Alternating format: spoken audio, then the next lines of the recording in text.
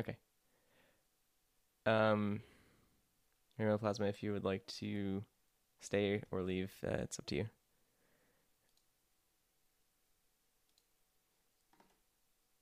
Okay. I'm gonna pop this stuff in here as well.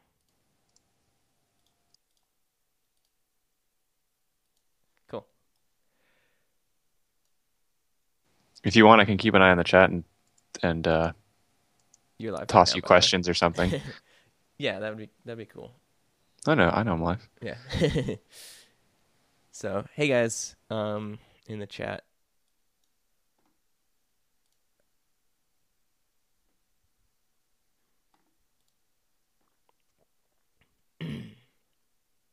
Let's see. More actions, keep above others. Cool. Sweet. So, it is 6 o'clock. Rainbow Plasma is going to be the chat moderator. Um, I'm kind of nervous about his rules. I have no idea what they're going to be. um,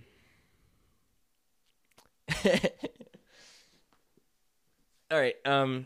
So it's 6 o'clock. I think I'm gonna probably give like a 5 minute leeway for people to get in if they want. Actually, I'm gonna throw up a little journal to saying that I'm streaming. And then that disappeared. Where did it go?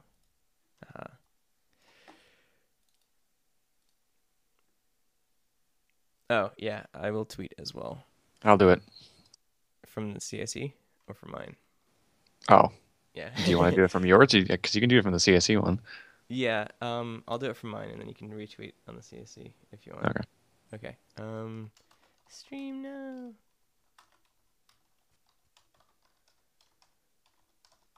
Wow, I can't type right now.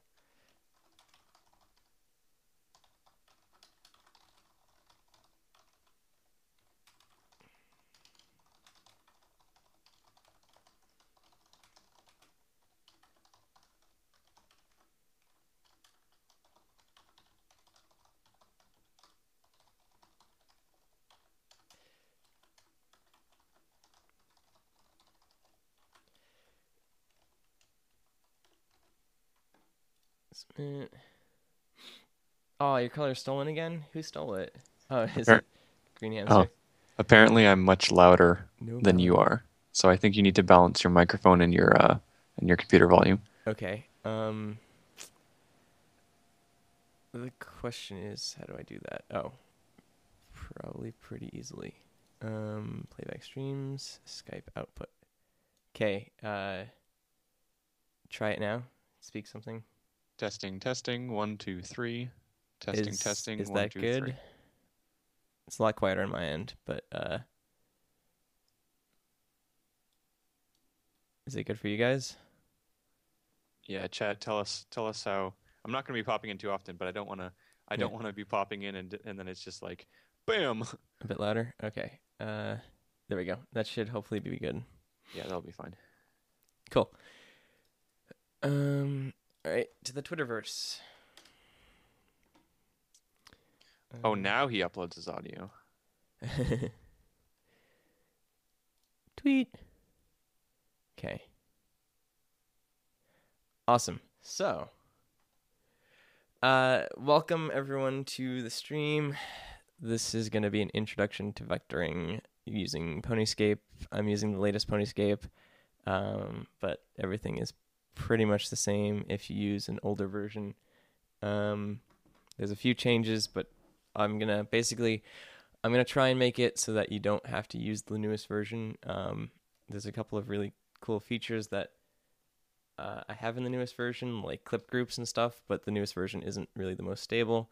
So I'm not really going to use clip groups, but I will do some clipping for the eyes and basically show you how to create a clip group without using the clip grouping in the newest Ponyscape stuff. So I am on Linux.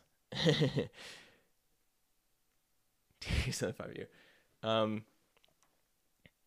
Yep, I am running on Mageia 3 Linux. I'm gonna pop you in there. Running the KDE desktop environment. I'm gonna give like maybe another minute so that people can get in here. If someone has a screenshot for me, that they would like me to vector up, just a single pony, probably a full body screenshot, because I don't want to have to kind of extrapolate since this is an intro to vectoring. So it'd be nice to get like a full body shot if anyone has one.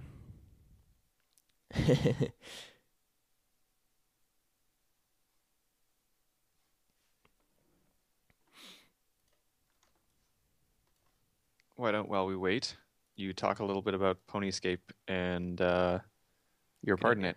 it? Yep. Okay, so Ponyscape is a derivative of Inkscape, which is a open source vector art suite program thing, whatever. And I used to use Inkscape for all of my vectoring, but there were some things that could have been improved from it.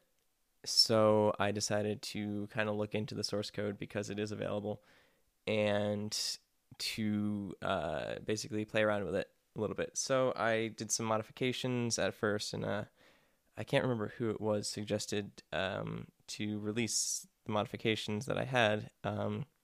So I started the Ponyscape project, which was basically me creating modifications to Inkscape and releasing versions of Ponyscape with these new features and stuff and some fixes. So there's a couple of things that are different from Inkscape in Ponyscape. The people who work on Inkscape contacted me and asked me if I would want to be involved in the Inkscape project. So I did join the development team for a little bit and submitted some patches and stuff. But currently, development on Ponyscape, or specifically the Inkscape derived Ponyscape, is halted because I'm working on a new vector art suite, which will hopefully be pretty cool. Unfortunately, I haven't had a lot of time over the summer to work on it because I've been really busy between work and other stuff. But now that the summer's winding down, I should be able to work on the vector suite a little bit more. And it's basically going to be a completely from scratch program, and it's going to be fairly modular, because one of the toughest things while working on the Inkscape project is that the code base was kind of messy. So that was one of the things that, like, I don't know, kind of pushed me towards this decision to work on a new vector suite. So the new suite will hopefully include all the features of Inkscape / Ponyscape, but it'll be obviously with a different interface. The back end will be different as well, and I'm making it from the ground up, so I can try and make it as organized and neat as possible, and also as efficient. Basically, I'm going to try and do multi-threaded rendering for the whole thing. Right now, Inkscape does do multi-threaded filter rendering, but it'd be really cool if I could do multi-threaded rendering of the whole vector itself. And let's see, some other things that would be really cool is like distributed rendering, animation, stuff like that. So it's pretty cool. Yeah. By the way, Mahauer and Rainbow Plasma are joining me in the stream. They're kind of just hanging in the background. Hi. Yeah, I'm just here right now. Yeah. I'm looking through pictures of Rarity, looking for a screenshot, unless you already got one. No, I do not have one. Yeah, if anyone is in the chat and would like me to vector a screenshot of a single pony, full body shot that I can use for this whole introduction thing, that'd be cool. So in the meantime, let me kind of go over the different things that I have in my Ponyscape window. These are all floating dialogues, so and you can find them by going through the various menu items. this is probably one of the most important. This is the objects dialog. This is new in Ponyscape. This, I don't know if they've implemented it yet in Inkscape. This is one of the things that I submitted to them. And this basically will just contain all of the groups and the objects and stuff that are in your vector. So all of the lines and all of the fills and strokes and stuff will all be in your objects dialog. This is the document properties dialog. I actually don't really use that until the very end when I adjust the size of the SVG. So that'll go away. This is the layers dialog. This was in Inkscape. It's kind of like the objects dialog, except it only shows you layers, which was okay for a while, but when you get into like really complex vectors, it you kind of want to be able to see all of the objects and select them and stuff. So I rarely use that dialog anymore. Let me see. This is the fill and stroke dialog. So this will allow you to set a color or a gradient to either a fill object or to a stroke object, and you can adjust some stroke parameters as well. This here is the swatches dialog. This was redone in Ponyscape, and it basically will contain predefined colors for you to use on a vector. And Ponyscape comes with a ton of different templates for swatches, including a lot of MLP swatches. So you can add, like, depending on who we get to vector today, I'll select one from here. And you can also import swatches and edit them and export them. Actually, the way you export a swatch is by just saving the SVG. So let's see. So this is the latest Ponyscape, and I've kind of rearranged some of the tools over here. But basically, there's a Bezier curve tool. So this will allow you to draw shapes. And there's the node edit tool, and these are by far the most used. The node edit tool allows you to adjust shapes that are already laid out, and the other one allows you to actually create the shapes. This is only in the latest Ponyscape, but yeah, if you use an older Ponyscape, they're going to be in a different order, but it's going to be the same icons, same functions. And another thing before we start is this toolbar over on the far side. This is the snap toolbar. It's very inconspicuous. Like when you're starting out vectoring, snap is turned on for certain things, and it can get really annoying. And that was one of the things that like I couldn't figure out for the longest time how to shut off. So this toolbar basically, this top button allows you to turn on and off snapping, and you can adjust the different parameters for snapping over there. So cool. Okay, so does someone have a screenshot by any chance? If not, I can pull up an episode and go through it and try and I find linked one. you a pretty good one. Yeah, If you want to do it. I'm good with that. Do you want to? Huh? I'm good with that. Who's it of? It's rarity. Okay. Somebody asked for it, I thought. Yeah, someone did ask for Rarity.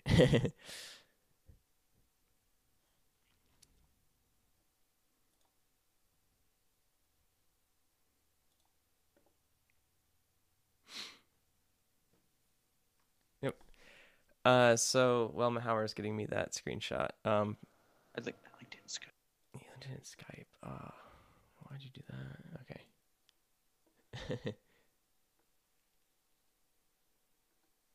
Okay, that's cool. Save image. I did that one or this one. Actually, let me take a look at this other one, because if it's The other one's a complete joke one. oh, okay. Yeah, we're gonna save this one.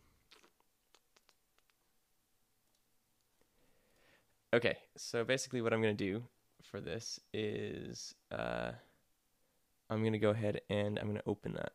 So first I'm gonna close without saving, and then I'm gonna open I can't remember which. Yeah, that one. That, and I'm going to embed it. So this opens up, the canvas is now basically the full size of the image. Thank you to Mahauer for getting me this image. No problem. And basically you can scroll up and down using the scroll wheel. I have 2 monitors, and I also have a TV that's hooked up if I wanted to use it. But currently I have a bunch of stuff on my left monitor, which is the secondary monitor, and I have Ponyscape open on my primary monitor on the right. If you guys want to check out different screenshots for stuff, I know the Vector Club has their own resource guru, which is ponyresource.buru.org. Mm-hmm. And it's got like 1080p screenshots of the show if you want to practice stuff. Mm-hmm. Okay. So yeah, you can scroll around. If you hold Control, it'll zoom in and out, and if you hold Shift, it'll scroll from side to side using the mouse wheel. You can also use the scroll bars, but yeah. Okay, and now the way that I do vectoring is quite a bit different from how you would normally do it in like Inkscape or in Illustrator, in the fact that basically in Inkscape or Illustrator, you want to separate everything into different layers. And that works fine until you get into like really complicated designs, because then trying to keep them in separate layers is very tricky. So what I tend to do is I tend to just move things around quite a bit. This isn't really necessarily the best way of doing things, but it's the way that I've found to be most useful for myself. And I think it works pretty well. So basically what I'm going to do is in the objects dialog, you can see that we have our image, which is here, which is basically taking up the whole canvas. And then to the left of that, there's all these different symbols. This basically, if you click it, will show and hide the image. This will cause it to become locked or unlocked, and it's really hard to see using the current icon scheme right now, but now it's locked. So basically if I click on it, it doesn't select it, so you can see that the outline disappeared. And this next icon is basically just denoting what the object is. So this is an actual object, like a displayed object. There's also, you can have a group object, or you can have a layer object. So I am going to add one layer, which I'm just going to call layer. And this is basically going to be where I will lay everything down. And so my image is locked, so I can't click on it to select it, but I am in the current layer. So at the bottom here, you can see layer is selected. That is the current layer that's being used. Then I'm going to select my tool, Bezier curve tool, which you can also hold Shift and press F6 to get that, and that's the hotkey for that. Or there's another one, I can't really remember it. I think it's B will also get you there. Yeah, that's what I use. Yeah. And then basically I'm just going to start laying out points. This is, again, different for Illustrator, because I guess with Illustrator you can lay down a point and then you can go back and adjust it before you lay down the next point. And in Inkscape or Ponyscape, it's a bit different, because the workflow is basically you lay down all your points first and then you go back and adjust them a bit. Well, in Atmospheric, leave the call. Yeah. We're doing something. Sorry. Actually, you know what? Let's restart the call really quick. Go to somewhere. Sorry, because people might join this because they don't know. Yeah. Yeah. Okay. Sorry. 1 second, guys. Sorry about that.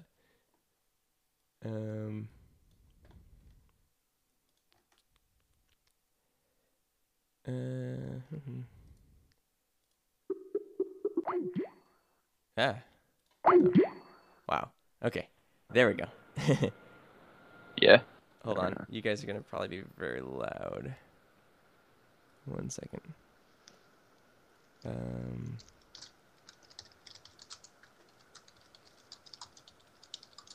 Good lord.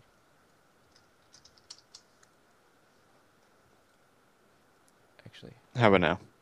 I don't see. Wow. Hold on a second. I don't see Skype in my mixer. That's weird. Hey you guys, can you hear everyone okay? Testing, testing. Like me? No, the chat. The chat? No. Well, yeah, but I mean, like, never mind. Yeah. No, I'd forget it.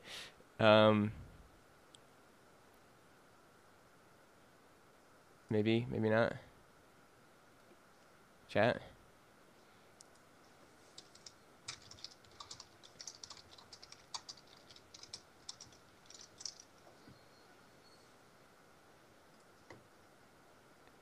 Yeah, for some reason Skype is not showing up in my mixer. Just whisper. Yeah. All right, we'll be quieter then. Yeah, if you guys can just be a little quieter.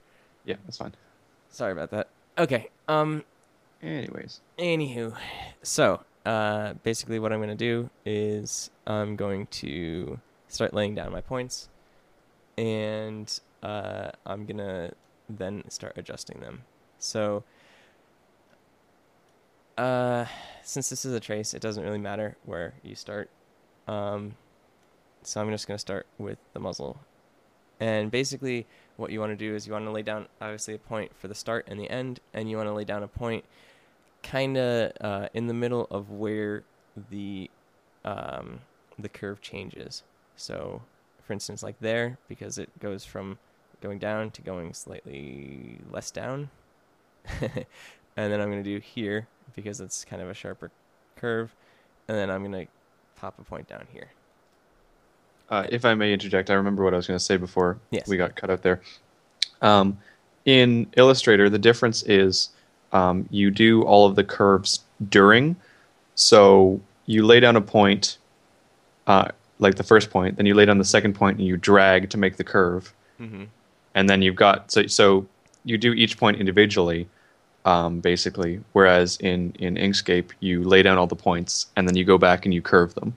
Yep. But Illustrator does them both at the same time. But it's the same concept. If you're using both of them, the placement of the nodes should be in approximately the same place. Mm-hmm. You can also do kind of the adjusting of the points during creation. If you, for instance, if you click and drag, you basically will create the handle and you'll create the curve. But it's not as fluent as Illustrator for doing that. And I actually tend to prefer this workflow, but from the other workflow in Inkscape. So once you have your stroke like that, you would select the Node Edit tool, or F2, which brings up this little pointer, and basically you can start adjusting these. If you click and drag on a node, you can move the node around. So if it's not in the correct position, you can do that. If you want to bend a line, you can grab the line and just pull it. And depending on where you pull, the line will bend in a specific way. So like, for instance, I'm going to undo that with Control Z. If I pull towards this end of the line, then it's going to influence this end a lot more than this end. You can see this end still basically staying straight, and this end is very curved. And same likewise with the other end. If I pull on this end, it's kind of the same thing. So here I'm just going to pull this in here. And you can see when I pull the line, when I curve the line, these little control nodes pop up. These are handles. And basically they control how the curve is formed, which is all done using mathematics and stuff in the background. But basically what you can do is you can click and drag on this control node, and you'll adjust the curve as well. So you can do that for that one, and then I'm going to also do it for this one. So I'm going to get basically this line following the line in the screenshot pretty much exactly. You can also hold shift down and click on a point and drag, and that will pull out the handle instead of using the line. But that only pulls out the handle on a single node. So if you're probably going to need to adjust it on the other node as well. So I'm going to pull out that there. Now if you zoom in, you can see there's a little joint here. That's because this node is currently a cusp node, which means that it's a sharp corner node. But so in order to get this to look smooth, we have to create a smooth node. So if you select it by clicking on it or by using a rectangle selection method, you can click the make smooth nodes up here, or that's Shift S on the keyboard. So that made that node really smooth. And we're going to do the same thing for this one. So I'm going to pull this down to kind of match the center of the stroke in the screenshot and make that node smooth there. So that is our first stroke for this piece. And I'm basically going to go through the whole process with this one stroke for now, and then I'll start adding the other strokes. When I normally do a vector, normally I will just quickly lay out all of my strokes, and then I will adjust them later on, like with color and thickness and whatnot. But for this first stroke, I'm going to go through basically the process of how we get it to look like the screenshot. So I'm going to adjust this slightly to make it fit more towards the screenshot. And basically now I'm going to go into my swatches dialog, because Ponyscape comes with a swatch for rarity. And I'm going to go MLP rarity, which adds the entire swatch collection for rarity. Then I'm going to color that. So basically I'm holding shift down and I click on the color, and that will create the color for the stroke. If I were to just click without holding shift, it will fill the object like that, but we don't want to do that currently. So actually this is going to get kind of confusing because it's now the same color as the screenshot. So what I'm going to do for the time being is I'm going to make it a different color. So I'm going to make it that color, which is her eye gradient dark color. So I usually do that with all my pieces. I make them like obscenely neon colors so I can see them, and then at the very end I change all the colors back to be normal. Yeah, which really helps for if you're trying to adjust the stroke width and stuff. Okay, so speaking of stroke width, let's go into the fill and stroke dialog here, which you can get to by pressing Control Shift and F, or through the object fill and stroke menu. And basically we're going to try and match the width of the maximum width of the screenshot. So I'm going to go ahead and try maybe 6 or 7. That looks about right. With MLP, outlines are pretty thick, and you kind of get that a lot with shows that use colored outlines as opposed to black outlines. Like shows that use black outlines, even if they're done using digital mediums, usually the strokes are thinner. But the colored outlines kind of give it separation, and it's a different style. So, okay, so we have our stroke, but if you notice in the screenshot, I'm going to actually take in my object style, like I'm going to make this invisible for a second, you can see that the start and the end are tapered to a point. And in MLP and in most cartoons, all strokes kind of come to a point, which just gives it a crispness, a sharpness, whatever you want to call it. It looks nice. So what we do in Ponyscape is there's a path effect, which will basically allow you to adjust the width of the stroke throughout. So if you open up the path effects dialog, which is Shift Control 7, or path effects in the menu, then press the Add button. There is a path effect called Power Stroke, and it's the default one that's selected. And so basically you just click Add, and it will automatically add it to this list. What Power Stroke allows you to do is it keeps the original path data so that you can still edit the path, or edit it like it was a stroke, but it basically converts it into a filled object that allows you to adjust the width of the stroke throughout. So there's a few different options for this path effect. The interpolator type, this basically will determine how the width is adjusted from one width definition point to the next. Smoothness is only applied for the cubic Bezier Johann interpolator type, and so I usually ignore it. And then you have these start cap and end cap, and this basically allows you to set what the start and the end of the stroke will look like. So butt basically means that it stops there. Peak forms a little triangle.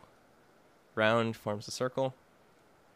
Square will form a square that's, I think it's half of the width out. And then zero width, which right now it looks weird, but basically it means that there'll be a taper to an end, to basically a zero width at the end or the start.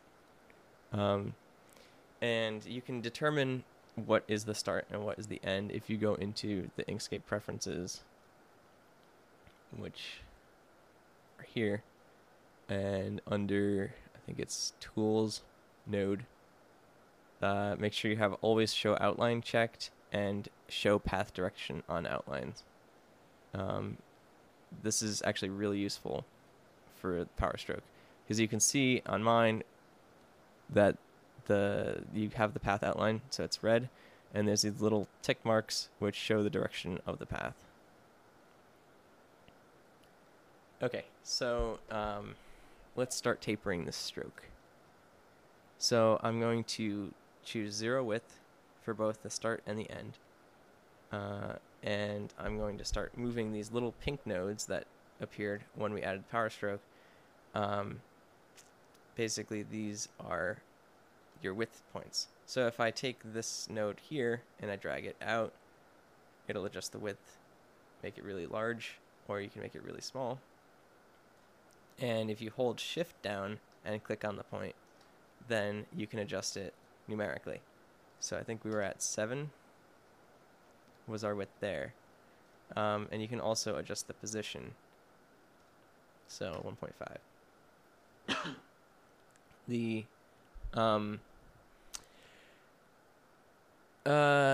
There, I don't think there is a hotkey to switch the stroke direction. I'm not sure, actually. Oh, there is a reverse. Yeah, so if you're working and you want to flip it for some reason, you can go path, reverse, and it'll reverse the direction of the path. And you can set a hotkey, but there isn't one by default. I think if you go into the preferences and you go into the where is it? There's a keyboard editor, keyboard shortcuts. You should be able to set a hotkey, but you can reverse the path. So So our start cap and end cap are 0 width, which means that it should go to a point at both the start and the end. But there's this kind of weirdness going on because with the current interpolator, it basically tries to run the stroke through all these points within a certain tolerance, and because this point here is too close to the end, it's not really able to. So we have to adjust this point here. If I hold shift down, I'm going to try and move this away from the end or from the start position. So I'm going to go to 0.5, or actually, let me go even further than that, 0.9.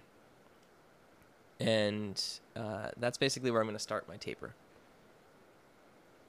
And then if you hold Control down and click on one of these pink nodes, it will create a duplicate node.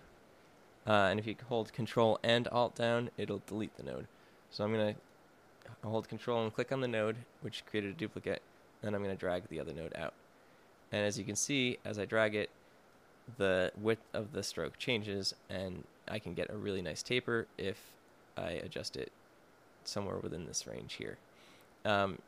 You can do this by hand, or you can do this using numerics or numerical values. I tend to set a point like where the taper is going to begin, and then I have a point for adjusting the taper, and I usually just eyeball it by hand because the position along the stroke doesn't really matter for that one.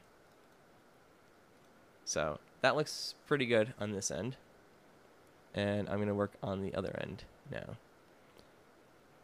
So I'm going to move this to about 2.5. The position for strokes is kind of weird. Basically, each node is an additional integer value, or like whole number value. So for instance, this point right here is at position 1.5 because it's one node in and then halfway between that node and the next node. It's really confusing, but it works. So basically, like this one here is at 2.5 because it's two nodes in and halfway to the third node. So this actually looks pretty good for a taper on this one, just because of how far this is away from the end. But if you wanted to, you could also clone this node and drag it and create a little bit nicer of a taper. There. So that is a single stroke. Basically fully done. The only thing is that it's not colored correctly, but we can go ahead and color it. You can also see at the bottom here that your swatches are available. So one thing to keep in mind though, what I just did there is I held shift down, is that this is now a filled path. So if you want to color it, you have to use the fill dialog and not the stroke dialog, or use a swatch as a fill, so just click it without holding shift down.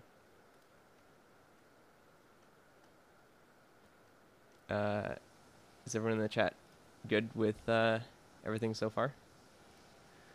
For those of you not aware, in vectoring, there are two different things, fills and strokes. Yeah, thank you. Strokes are, can you draw two circles, one with strokes and one with fills, Yep. just to make it easier to tell? Yep.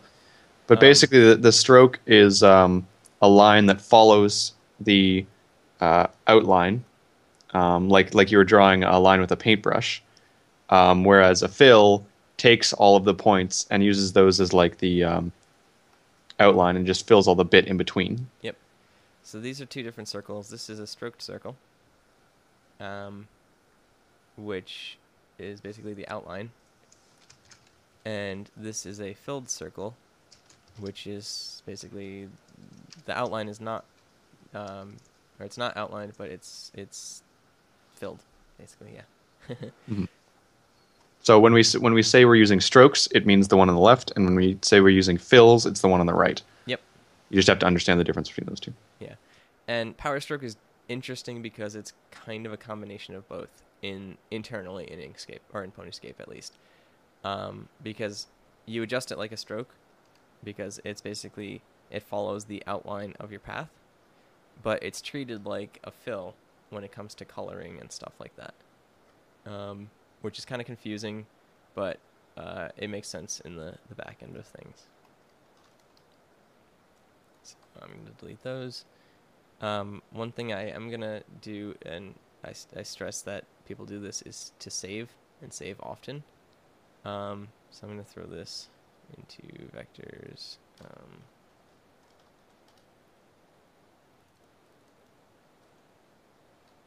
Let's go with, wow, that's a really weird name. Verity. SVG. Okay, so I'm going to go ahead and start stroking the rest of this image, which just means like I'm laying down points and I'm adjusting them to get it to look as I want it to, and we're going to worry about fills in a bit, because those will come later. So next thing I'm going to do is I'm going to start on Rarity's horn. Basically, I'm going to start a point there. This is interesting here in her horn, because there's a little bit of a crook in the stroke. And that's actually going to end up being not a smooth point. That's going to end up being a cusp node. And I'm going to... might be able to get away with that.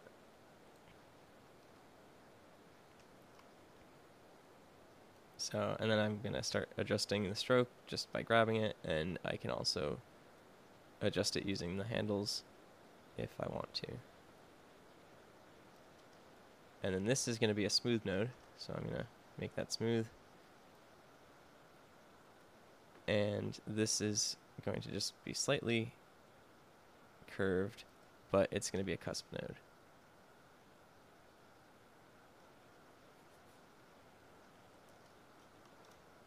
And then I'm going to go ahead and I'm going to just start doing the strokes for the rest of her horn.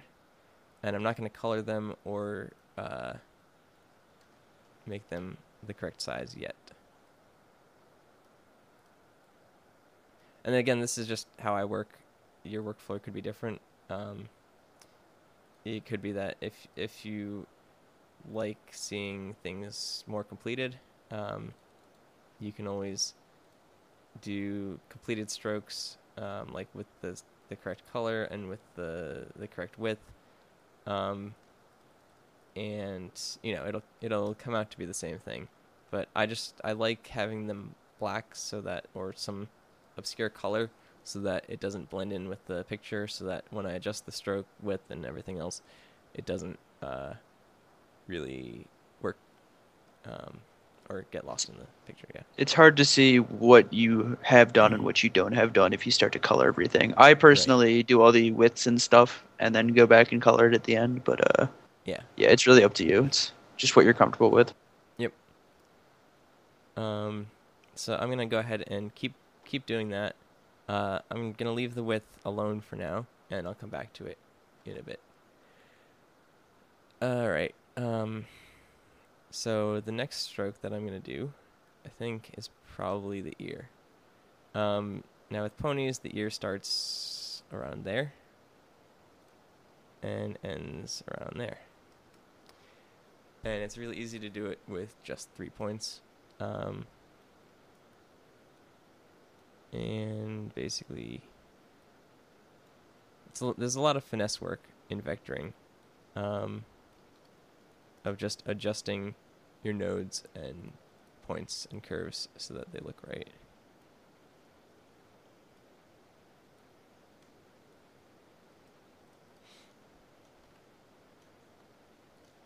So, a lot of the stuff that you're doing on here too is pretty quick work.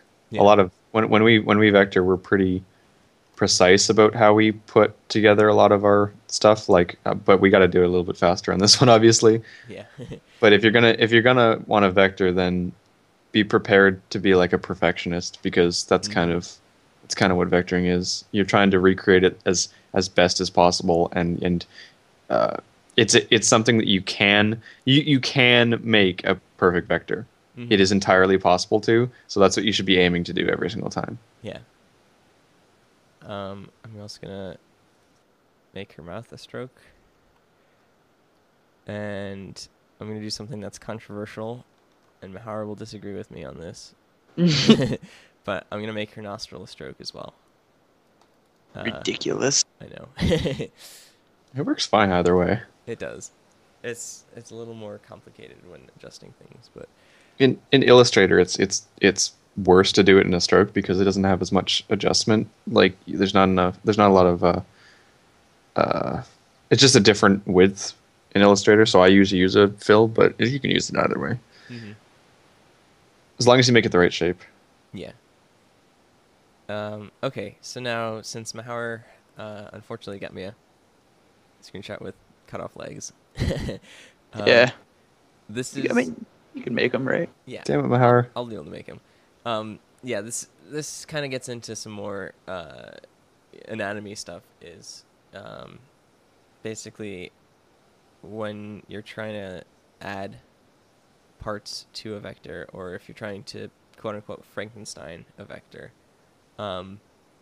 you kind of have to use references, external references, and kind of look at how things are supposed to be shaped, what the length is supposed to be, et cetera, et cetera.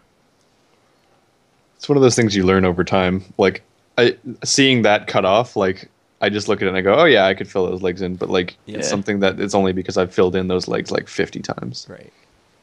And like if you're gonna do a first vector, don't attempt to make your own pony anatomy. Yeah. Because it's gonna come out badly. It's something that like happens over time, and it's something fun you can do later when you're bored of tracing. Yeah. Or you can even make them from scratch. Yeah, that's for losers and people who have talent. So, because I've been working with vectors for a little while, or at least pony vectors for a little while, it's fairly easy to kind of extrapolate from there and to get a hoof. But actually, can one of you guys find me a just a reference of a hoof bottom standing? I got it. Thanks.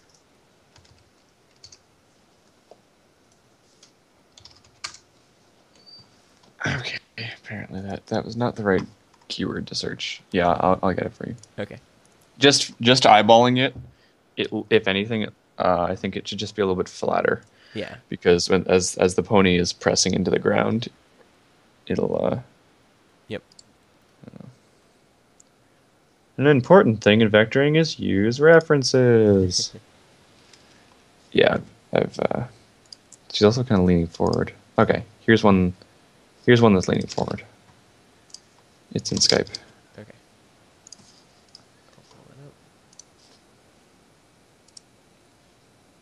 Okay, so here's a picture of Rainbow Dash.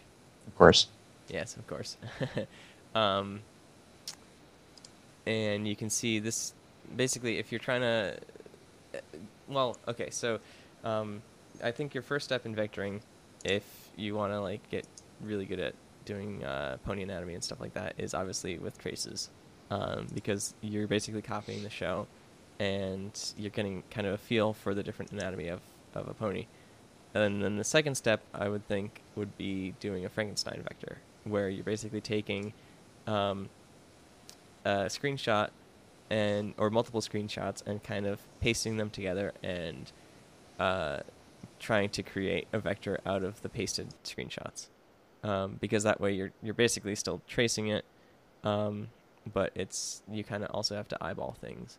And then the third would be to do just kind of an eyeballed vector.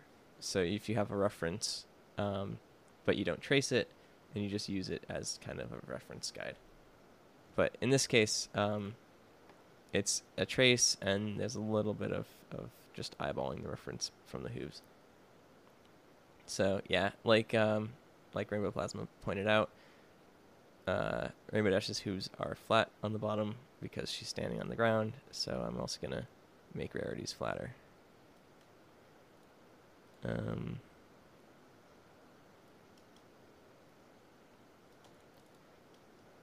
Although she is kind of leaning a little bit, so it's not going to be quite as flat.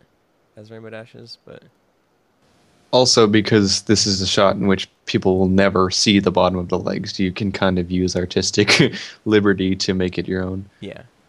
And although, yeah, you should like flat is good. Yeah. I mean, because this is kind of a top shot too, there's going to be a little bit of roundedness to it as opposed to like this side shot of Rainbow Dash. But yeah, that's getting more and more into the whole anatomy thing. It takes a while, but like after staring at ponies, and I've done so many traces, and I consider myself a master of Frankensteining pieces because I've done it so many times. Like almost every single one of my vectors has some sort of aspect of Frankensteining in it, and after a while, you just get really used to the anatomy until where you can almost like draw it from hand. Yeah, just takes practice. Yep. Vectoring, as with anything, always takes practice. Okay, so next what I'm going to do is I'm going to do the hind legs. And actually what you want to be able to do is if there's something that's hidden, for instance, like this back foreleg, the strokes at the top are hidden behind rarity, is you can overlap them because we'll hide that with fills and with strokes as we move on throughout the vector. So like for instance, this hind leg, I'm going to put the stroke, start it kind of in her belly, and then kind of come down with that. And again, like I've been doing this for a while, so I know exactly where to put the points. But if you're just starting out with vectoring, experiment around a little bit. It's going to take some practice and some trial and error. But usually the kind of the golden rule is that the fewer strokes you have, or the fewer nodes that you have, the better. Because if you have too many nodes, your strokes will be wobbly. Pretty much a guarantee. And I can demonstrate that as soon as I finish with this stroke here.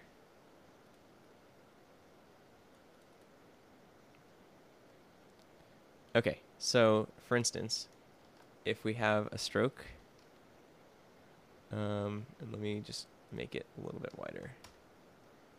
And we have another one, so I'm going to copy that. Okay, so you have two strokes here, and I'm going to insert a couple of extra points on this top one, and I'm going to have no extra points on this bottom one. And I'm going to try and create basically the same shape, and it's going to be kind of wobbly on the top one, and it's going to be very smooth on the bottom one. And this is because, obviously, you only have 2 points that are fixed, and the math does the rest and kind of curves it for you. Whereas with this one, if you try and over-define the curve, you end up getting these kind of wobbles. And it's even worse if you add more points than just this. There's nothing more satisfying from a vector artist's point of view than when you can take a curve and put a point at the beginning and point at the end and manage to make that curve. Mm-hmm. Because, like you said, the mathematics do the best curves. So we're always looking for ways to get less and less points. Yep.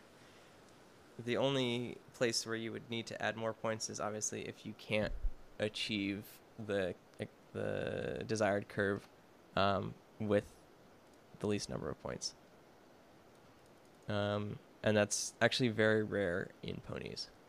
But basically whenever you have a switching of curve direction, so like here in the hoof where the curve is going down and then it's going to the right, you obviously need a point there because you need to change the direction of the curve. What's that called in calculus? When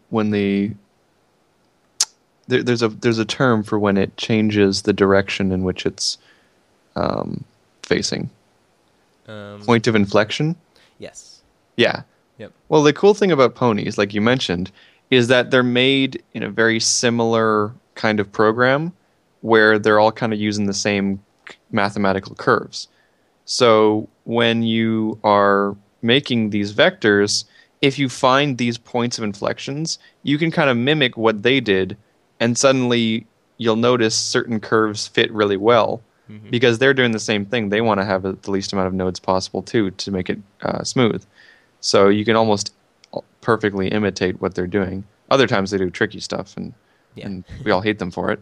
But well, that's when you get like animation errors and stuff. And yeah, I'll have to pull up. I don't know if I have a screenshot with animation errors in it, but I'm sure you can find some online.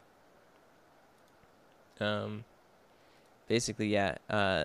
The people who are animating this show, like they have basically puppets of the characters, and these puppets are made using basically vectors. It's using Flash, so it's a different type of vector, but it's vector artwork nonetheless. And sometimes if they're pressed for time or whatnot, or if they don't want to have to make up some complicated shot of the puppet, you can tend to get animation errors, which is like it's usually one stroke is layered incorrectly. But yeah. Okay, so I have the legs, which look okay for now. And I'm going to go ahead and start with the head. Now the head is interesting in that usually if you're doing a custom vector, you would leave that as a circle. But in here I'm going to start kind of there. I don't know, what do you tend to do? Rainbow Plasma? For what, the head? For heads. Do you usually make it a circle, or do you just... Oh, no. I don't make it a circle. Yeah. That would be smart. That'd be way too smart. No, I the heads are usually, they're really, really easy to curve. Mm-hmm. Like, it's one of the smoother curves. Mm-hmm. So you can use like 1 or 2 points on them. So I just do it manually. Yeah. For this kind of shot, the usually, if you're just doing a trace, the head stroke usually goes right into the body stroke. So I'm just going to keep going ahead with that. Some people disagree with you that. I don't know who those people would be, but you know. No, I would disagree also, but if you're just starting out, this is usually an okay way to do it. That's true. There's no way you're going to make it with that little points. There's no way. Do it. Watch. That belly is not a smooth curve. No, that belly's not a smooth curve. It could be.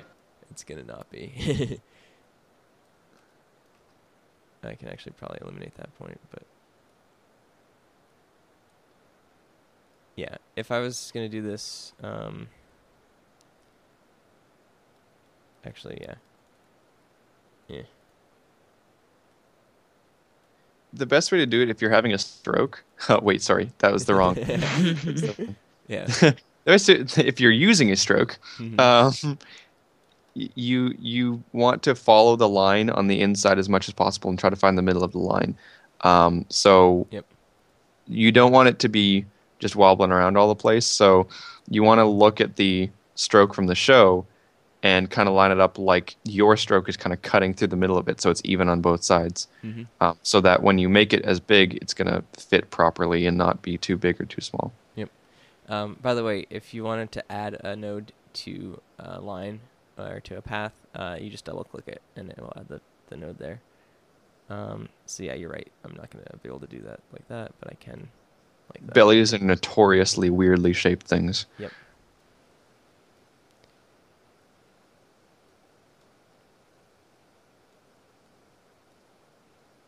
Should be able to do it with this number of points. Yeah. But you'll notice the more and more that you trace stuff, that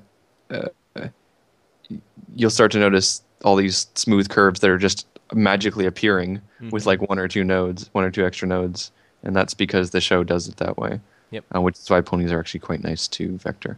Yeah, as opposed to like humans or anything like that, because usually it's not smooth. Well, it plays an aspect in why ponies are so nice to look at, is because a lot of these lines are very smooth. There's not a lot of, random, jagged things. Mm-hmm. Now, if you are basically creating a pony from from scratch, the head would be a circle, and the body stroke would not be at all connected. And actually, if I had a picture that wasn't Rarity, and so I could see the head stroke like right behind her hair, you could probably notice that it might get a little thinner there,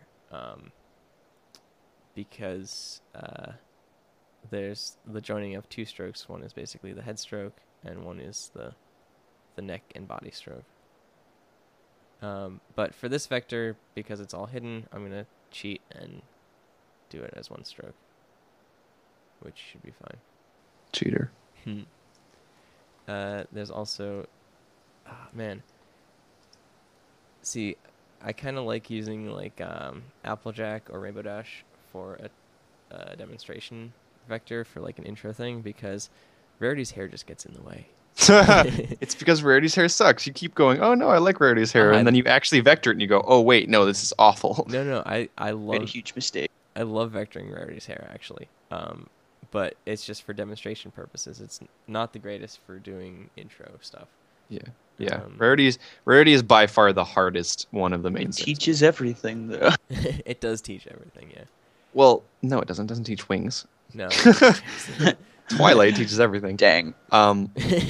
But something interesting to note while we were on the subject of those smooth curves, if you want to see the most smooth curves, go to Rainbow Dash's hair. All of those, her entire like the hair that's on the top of her head can be done in very minimal, just like the points of the hair. That's all you really need, because it's such a smooth curve. I remember each time I do that, it's very easy to do. Yeah. So now, and this is again just going by reference, because Rarity's hair is in the way again. Well, the nice thing is, if it's hiding behind the hair, then it can be as jagged and as wobbly as you want it to be. Yeah. If you really want to, you can make it nice and smooth so that if somebody were to take away the hair, it would still look nice. Or you can make it as crazy and jagged as you want, because in the end, it's going to be hidden. Yeah. If you're just making the vector just to be a vector, and like you're not planning on doing anything else to it or having anyone else use it or anything like that, then you can probably get away with hiding it, and it's not really going to... That's what I do. Anybody who ever looks at my source files for my vectors, and you look at the fills, a lot of them, like if I haven't created them using like stroke to fill or something, you'll notice that they're all like jagged and crazy because I stopped caring and I'm like, nah, I'm just gonna do it. Yeah. But I tend to, now that I've done a lot of vectoring, I tend to try and complete stuff that's hidden. I don't know why. It's probably more work for me. Yeah. There's also, this is interesting, this stroke here, I'm just going to make it end there. There's a little bit of a stroke on her hind leg here, which should be very similar to the other stroke on her hind, except I don't need to make it full. What is that called again? The haunch? The haunch, that's what it is. Hawk, that's what it is. Thank you. That's what it is, yeah. Yeah, I never listened to Come you. on, guys, get your anatomy together. Sorry. Yeah. That's that little. This is horse anatomy now. The little indent you see there, that separates kind of the thigh from the lower leg in the foot, or the hoof, I guess. That's called the hock. Yep. Hock, not the bird. And so when we reference the hawk, that's what it is, and it's usually a very similar looking thing. You'll notice it quite a bit. Unfortunately, yeah. In a lot of pieces, when you are looking at that back leg, that kind of the background back leg, sometimes the hawk will sneak in and look awful. There. And unfortunately, you just kind of have to deal with it. But again, you can hide a lot of stuff. You can hide a lot of ugly things just by. That's a beautiful arrow, by the way. I know, it's so bad. I didn't want to have to go through the whole arrow making process. Yeah. I mean, there are better ways to make arrows. What's a haunch then? Is it a butt? It could be. Oh, I'm gonna Google haunch. Okay. But yeah, I mean, also since it is your vector and it doesn't have to match exactly to the show, like this is a tiny bit of stroke that you can possibly just leave out if you don't want to include it, because it is so small. According to Google, haunch is the combined area of the buttock and the thigh. Oh, that's cool. I knew. So the haunch leads into the hock, which leads into the hoof. The haunch hoof. The haunch is connected to the. Yes, my name is Dr. Haunch hoof.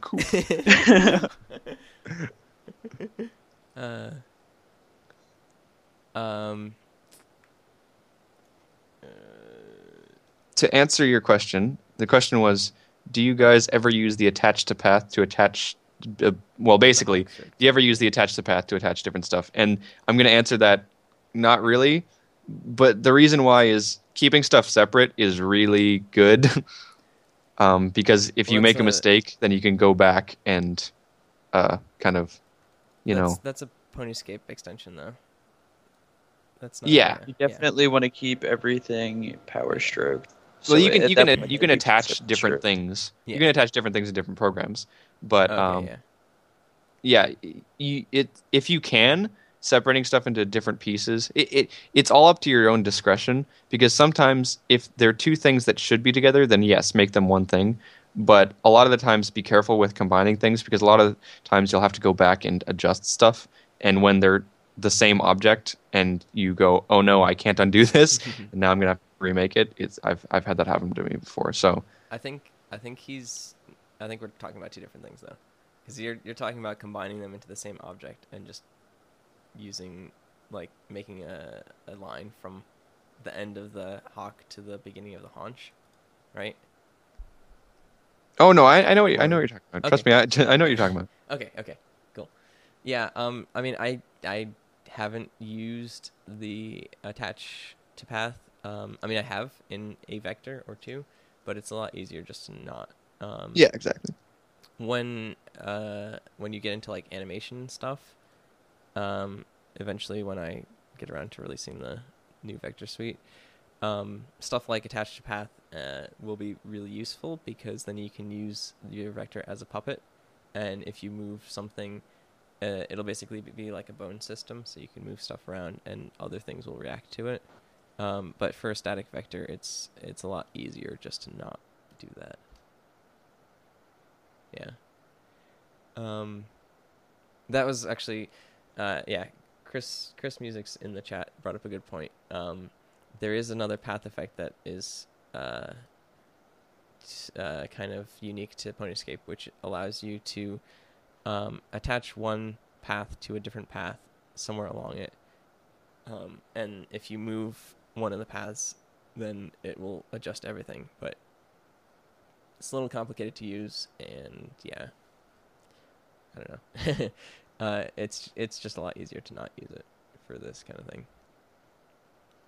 Okay. I'm also gonna go ahead and I'm gonna start doing the strokes on her main.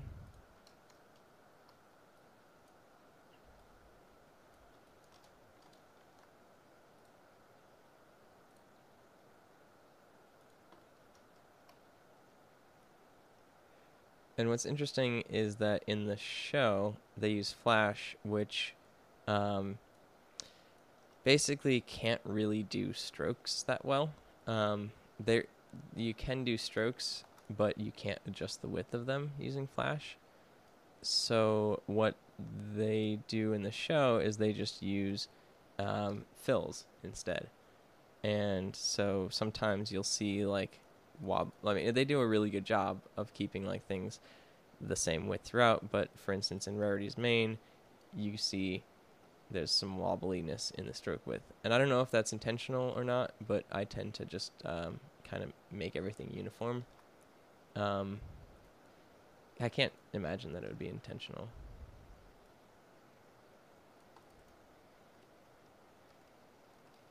But so I'm just doing the inner stroke lines right now, because these are actually fairly easy, and then we'll kind of get into the outer stroke lines, which are a little bit more complicated with Rarity.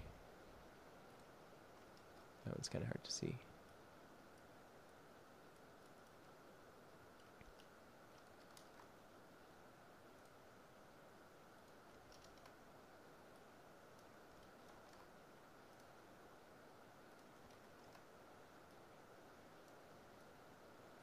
telling you, man, her hair is awful.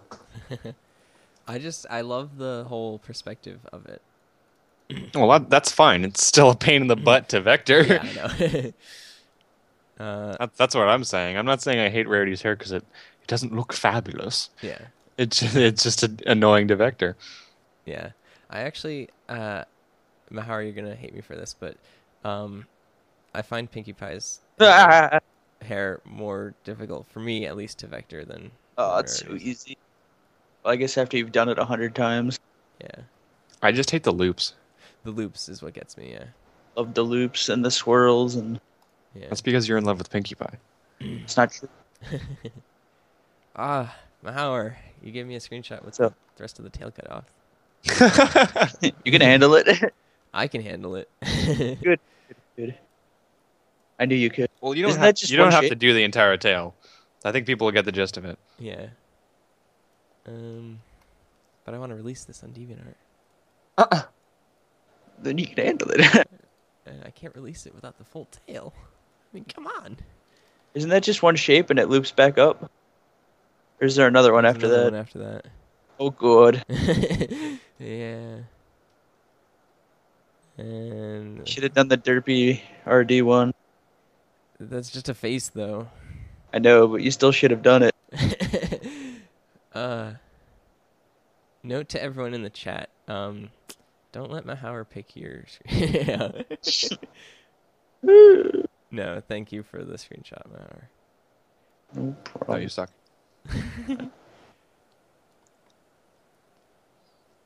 I apologize. I am eating. If I make weird noises. Man, forever the weird noises on YouTube. What? What? Well, this is going up on YouTube after. Oh, okay. Well, whatever. Yeah. Just saying.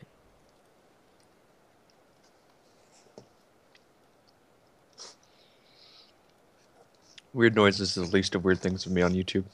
That is true. There's some weird stuff on YouTube. Uh-huh.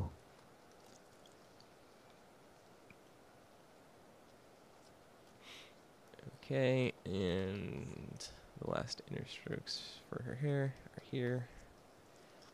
And yeah, I mean, it's like, if you're just starting out vectoring, like, take your time, be patient with adjusting these strokes. I'm doing it quickly, A, because I've been doing this for a while, and B, because this is supposed to be a quick intro video.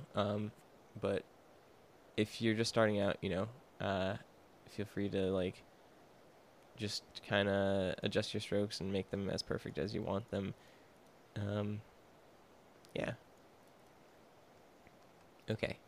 Before we get into this whole main thing, I'm going to go ahead and start adjusting some of these strokes and finalizing them. So I'm going to go ahead and select all of these by holding Shift down. Except I'm not going to select the inner strokes of the horn, the ear, or her nostril, because those are going to be a different width. And I'm also not going to select any of the strokes in her mane. So I'm then going to go into here, and this is going to be 7. The stroke width for most pony poses is going to be constant, because there's not really that much of a shift of perspective. If you get into things like, backgrounds don't have strokes either, so it wouldn't really matter. But if you get into things like manes, where certain parts of the mane come forward, usually the stroke will get wider, but we'll keep it simple. So, same stroke width throughout. But not necessarily the same stroke number. That's really important. Well, sorry, let me explain that a little bit better. Yeah. All of the strokes that you've just selected will all be the same number, but people are looking at that and they're seeing that it's width 7, right? Yeah. It's not always going to be width 7, right? Depending on the size of the screenshot and how big you make it on the canvas. Right. Because this canvas is, what is this, 1280 by 720, I'm guessing. And Rarity's kind of, I mean, she's taking up half this shot. But if you get a screenshot that's like 1080 by or 1920 by 1080 or any other resolution, then obviously your stroke width is going to be changed. And if the pony's further away or closer up, then your stroke width is going to be changed. Yeah, so, they all should be the same size. You need to figure out what size it is just by testing it around. But they should all be that number, whatever that number is. Mm-hmm. Okay, so now I'm going to select these strokes, so the inner ear and the inner of the horn. And these are going to be a little over half of the outer stroke width. So since that was 7, I'm going to set these to 4, which will look good. And sometimes you kind of have to play around with those to kind of figure out what looks the best. The nostril, I'm going to adjust without having a preset width beforehand. But let's go ahead and start tapering all of these down. So I'm going to start with the inner ear stroke, and I added my power stroke to it. I'm going to set both the start cap and the end cap to 0 width, and this is such a short stroke, and it goes for such a short run that you don't really need to start a taper anywhere but the middle. So I'm just going to take these points and kind of move them in slightly to give that a nice taper. Can do a little bit more and a little bit more here. Cool.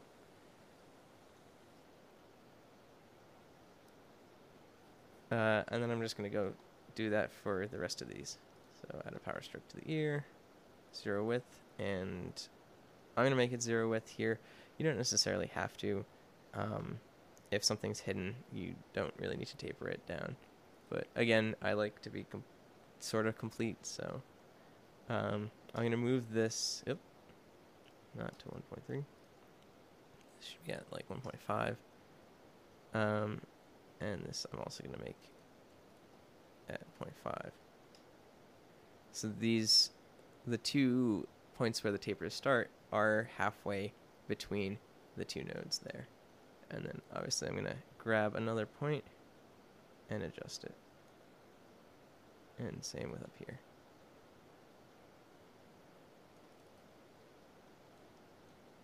Yep. Okay. So then I'm going to go down and I'm going to grab this stroke here, which is the front left leg, and do the same thing. 0 width, 0 width. And I'm going to move these. One of the things that I did in Ponyscape is when you're adding a power stroke, it obviously adds 3 nodes and it sets them at 0.2 from the end, which is not really always the optimal width from the end, but it's a good starting spot. And this, there we go. And I'm going to do this. The hock of the rear leg also should be a power stroke.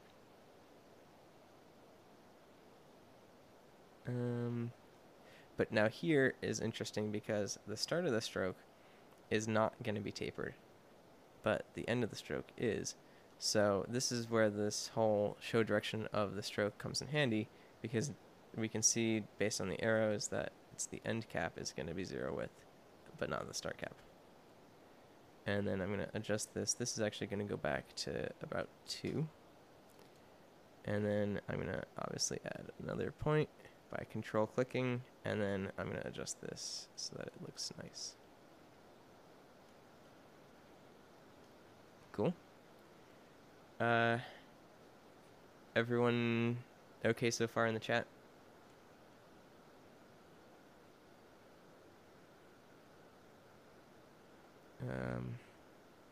Well, the chat catches up, I'll keep going.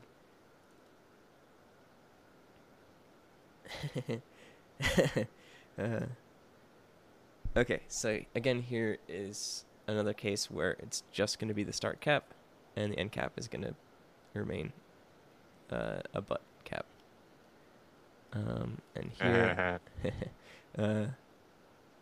here you can see I Alt Control and clicked the node so that it deleted it because I only needed 2. I needed a width set here, and then I needed something to adjust the taper there. And let me get to the horn.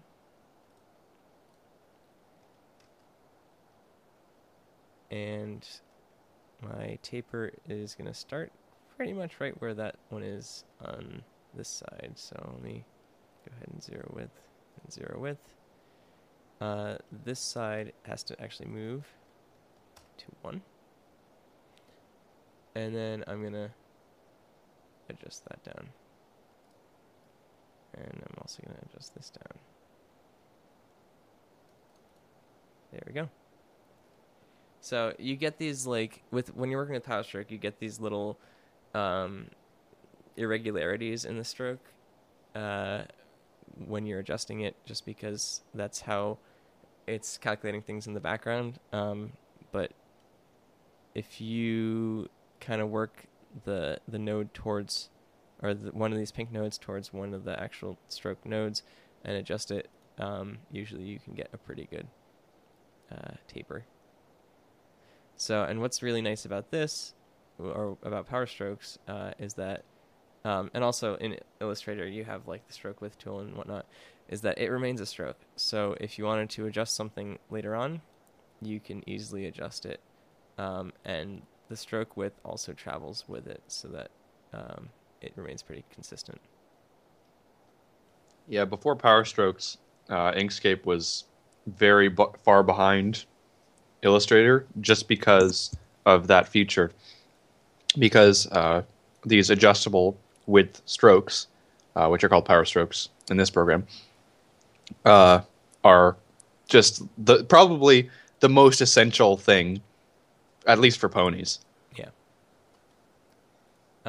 So use them. Yeah. Dear God, use them. Yes. Do not make fills just tracing the outline of the strokes. Yeah, I started. Please don't do that. I started with doing that, and it was. We all did, but it's awfully wrong. And it's 2013, and we all need to learn. Yeah. Use strokes. Yes. That method's gone now. Forget about it. Yeah. Also, don't use Photoshop. Yeah, do not use Photoshop. For GIMP. GIMP doesn't even produce vector. Well, Photoshop doesn't vectors. Really even produce vectors.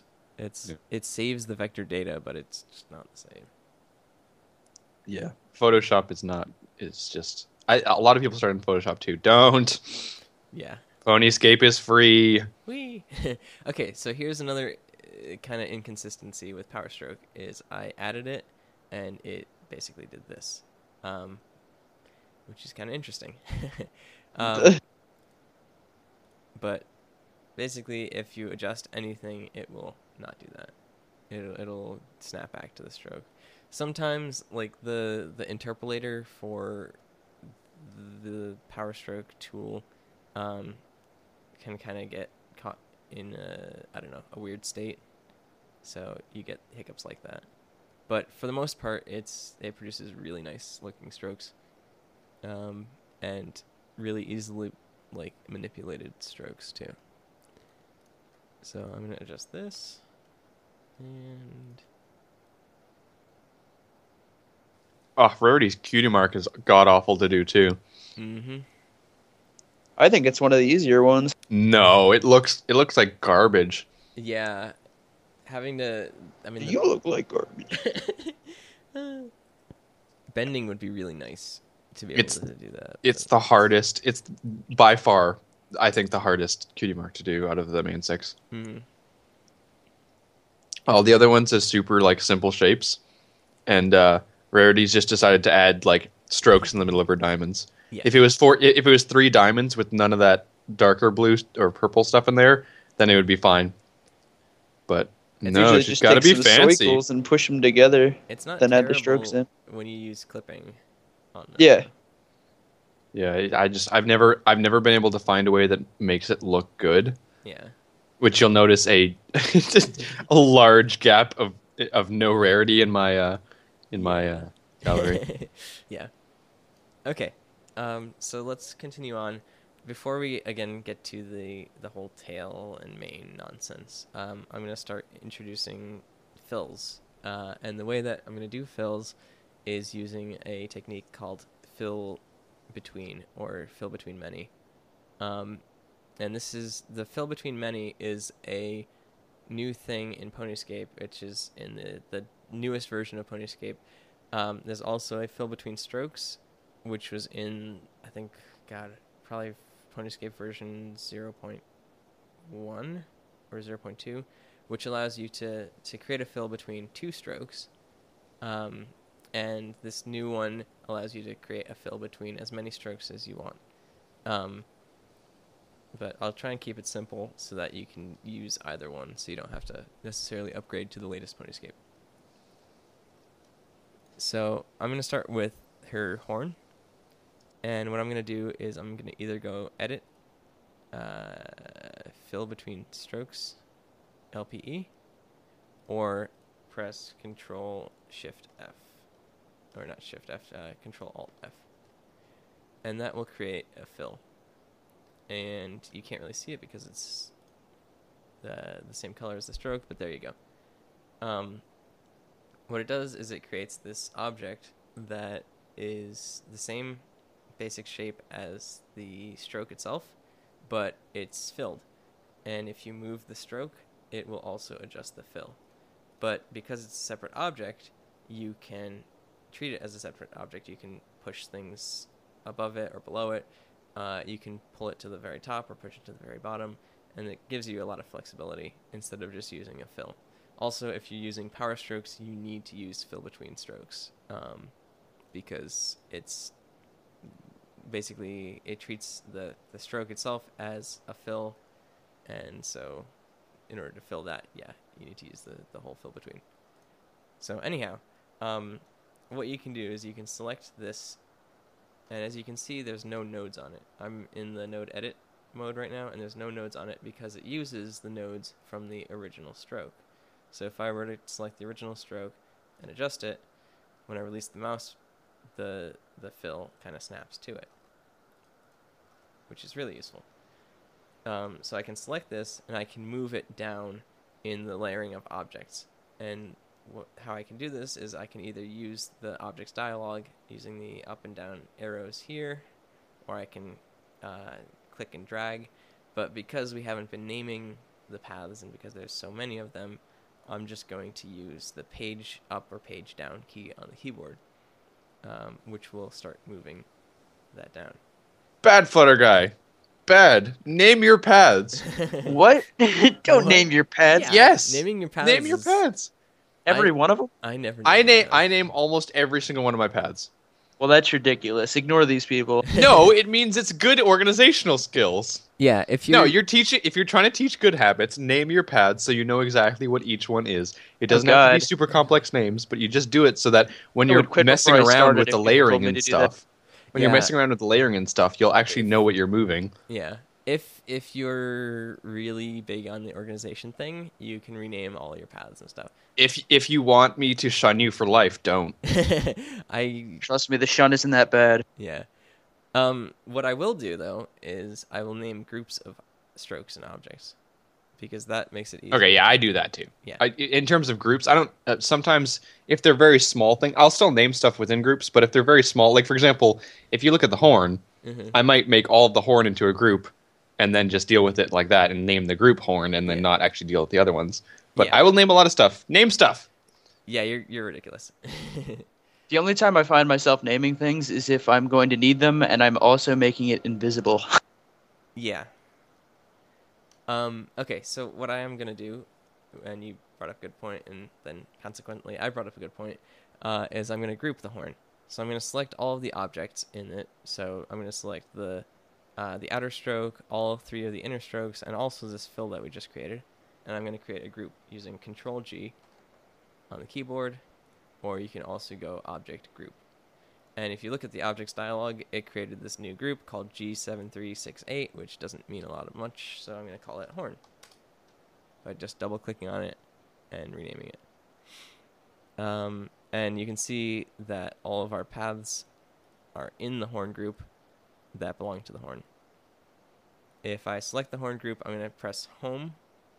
If I select the horn group, I'm going to press home, and that's going to bring it to the very top of the layering in the vector. If you press end, it'll bring it to the very bottom. So now the horn is on top, and you can see that because of this fill in the horn, the 2 strokes in her mane are now hidden behind the horn. So layering does help, and that's how we can hide some of these ends of strokes and stuff and whatnot. So I'm going to go ahead and actually color this now because it's basically done. So using the swatches, I'm going to select the fill, and I think the first one is the body fill. Yep. And then I'm going to select I'm going to select just the outline stroke because it is a power stroke, and you have to treat it as a fill. And then I'm going to select the 3 inner, and there you go. So the horn is done. And I'm going to move on to the muzzle because that's also something that you can treat as a group. So I'm going to make her nostril now. And basically what I'm going to do is I'm going to add power stroke to it. Make it 0 width on either side. And then I'm just going to kind of adjust it out so that it matches the nostril there.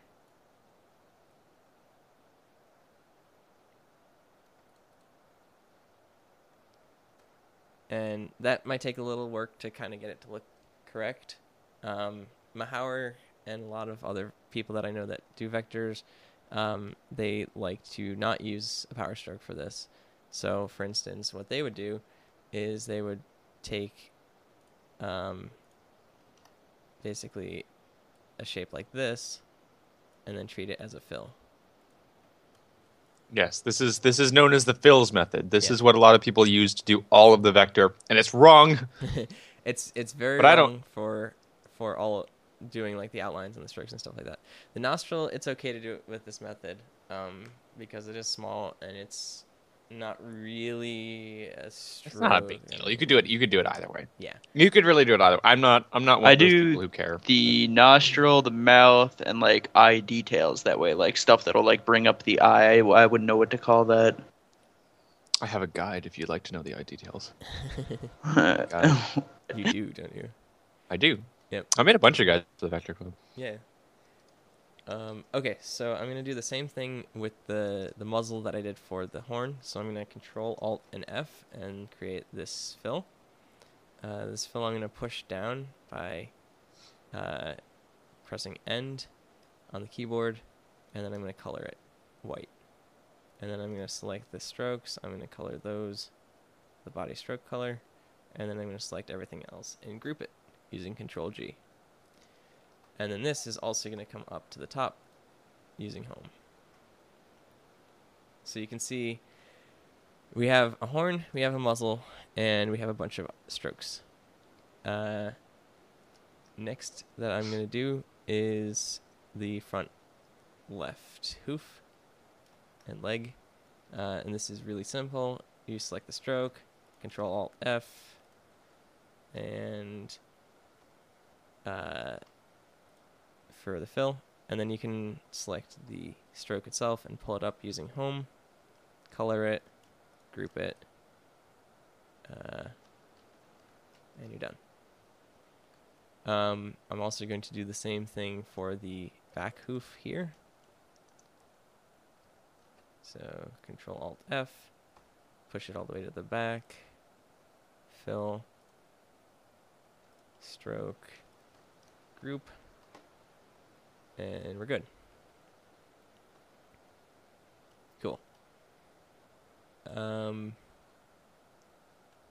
now, I just noticed that this stroke here should be tapered at the beginning. So I'm going to go ahead and add the power stroke to that. And start cap should be 0 width. And I'm going to pull that in like that. Cool. And actually, we can do the hind right leg as well. Now for this is where something like a fill between stroke comes in really handy, because you can select both of these and fill between both of them, and you get this nice fill that encompasses the entire leg. And for this, actually, for both of these rear ones, I'm going to use the body shadow instead of the body fill. Don't worry about that, but we'll get to that later. We'll get to that in a bit, yeah. And then I'm going to do that. And then I'm going to select all these, group them, send it to the back, and there we go. You know, it was weird. I got so used to looking at rarity with black outlines. When you started doing the colored outlines, I was like, you're doing something wrong. And then I went, no. Never mind. No. Never mind, it's just rarity. I'm joking. I'm joking. Rarity. Okay. So now, what do I want to do next? Let me do the ear next, because that's also available. For the ear, I'm going to do the same thing. Make these this color. Select everything, group it, pull it to the top. Cool. So now here you can see that we're going to get into a little bit of layering stuff, because the ear is obviously behind the mane, but in front of the face. So we'll get to that in a bit. Do you want to bring up the body shadow stuff, or? Nah. Nah. Don't worry about it right now. Okay. All right. So let's keep going. I'm gonna work on the eyes, and eyes are interesting because every single part of the eye is a perfect circle. Well, not perfect circle, a perfect ellipse, which is. Whoa. Come on now. What? Not a perfect circle. I know. It's a perfect ellipse, which means you can use the ellipse tool to create it. This is super important because people don't do this all the time, and it looks horrible. Yeah. You should always use circles for creating your eye components. Otherwise, you will get wobbly eye parts and parts that just don't look right. Nobody wants wobbly eye parts. No. Now, what's really cool about Inkscape and Ponyscape is that you can get an extension called 5.2 ellipse. And what that allows you to do is basically create 5 points along the outside edge of your ellipse, and then it will automatically convert it into the ellipse, which is really good for traces. And what's really cool about Ponyscape is that I've basically taken that extension and I've turned it into a path effect, so then you can modify it afterwards using just those 5 points. So what I'm going to do is I'm going to basically start with the eye shine by creating 5 points around it, and then in the path effects dialog again, we're going to go up and grab the ellipse by 5 points path effect, and it's going to create an ellipse. But if you go into the node edit, you can see that your 5 points are there already, and you can adjust them, and the ellipse adjusts in real time. But generally, you shouldn't have to. Right. Generally, you shouldn't have to adjust it afterwards. But yeah. You know, if you want to. Mm-hmm. Well, yeah. So all of the bits, and basically all the bits in the eye. I'm ashamed. I went back and I looked up my eye guide. It was wrong. I have the names wrong, but just as a reference point, the part that he's doing right now is called the eye shine. Some people call it the eye spots, but eye shine is generally the white circle dude angles. the dude angles. I might disagree with the dude angles, but you know. I like dude angles. Yeah, of course you would. But yeah, so that's the eye shine. Obviously, you've got the black pupil, which is what he just did, and he's doing the iris right now. Simple eye technology. Simple eye terminology. Simple eye terminology that you should generally, No. You can also call the iris the retina. It also works. Shut up. It's iris. No, to keep it simple, it's iris. Yeah. So we got the spots, the pupil, the iris, and then every single, or not, this is not true. On some ponies, there is, you can see these little highlights, and I call them the eye highlights. I'm not sure what you guys call them. I call them accents and highlights. Yeah. And so those are the two little differently colored parts in the eyes that you can see. Yep. That are kind of directional and stuff like that. Some ponies have them, some don't. There's not a great rule to it. You just have to look at it and see if the pony has it or not. But for example, the main 6 all have eye highlights. Yep. Pretty sure no stallions do. Don't run by that rule because silver will literally strangle you. Really? Yeah. Why? Because there are stallions that have there eye are highlights. stallions. Well, I'm going to start using it then. And there are mares that don't.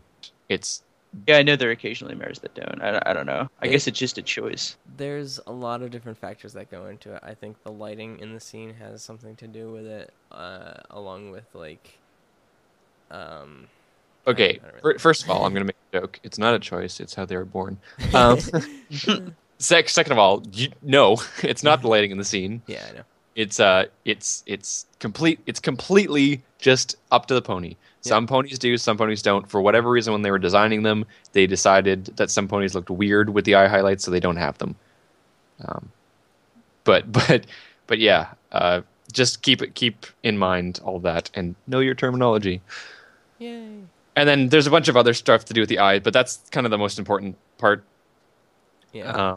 There's also like the eyeball or the eye white, which is just the white part, and then there's like the eyeliner and the eyelashes and stuff like that. But honestly, if you don't know what an eyelash is, then I'm gonna have to send you to somewhere before you can start vectoring. Eyelash education lab. Eyelashes 101. This is not an eyelash. Congratulations, you have passed the course. That will be $500. Good lord, it's expensive. Yeah, we just got it for free. Yeah. Woohoo! Man, that is not working out for you. Hey, there works. You go. Yeah. Okay, so here we have all the components of the eyes, and basically, how do I want to do this? There's going to be clipping involved, and what clipping is basically, let me do a brief explanation in how clipping is done. If you have, for instance, a circle, and you have a square that is there. If you want the square to be only contained where it overlaps the circle, you can clip the square by the circle. So what you would do is you select the circle, you would clone it using Alt-D, and so now this object will, if you adjust the original circle, it will adjust this circle as well. It's not a circle, it's an ellipse, I'm sorry. And then you can take this and you can select both it and the square, right click, and say set clip. And you can see that the square is now contained or is visible only where the circle was. This works fairly well, but there's some issues with it.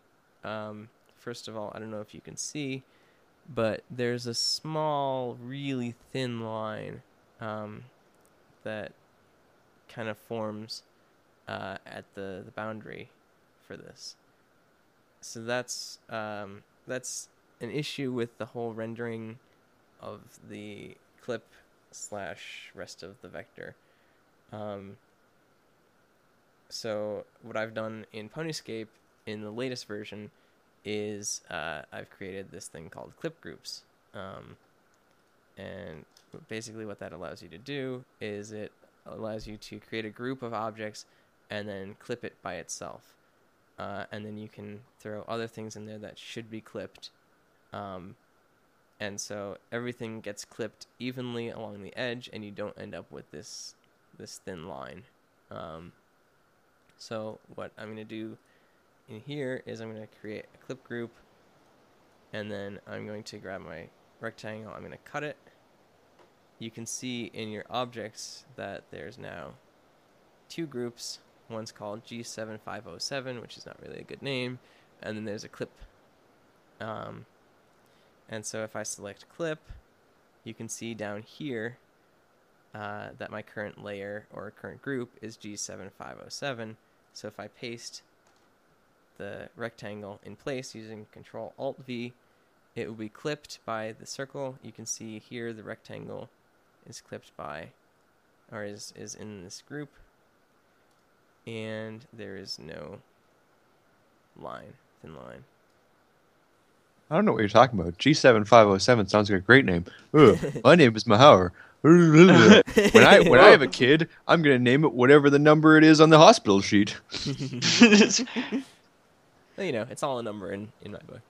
Vectors are my baby, Mahauer. Yeah. So now, Buy a nickel for the amount of times I call the stroke by its name. How many strokes?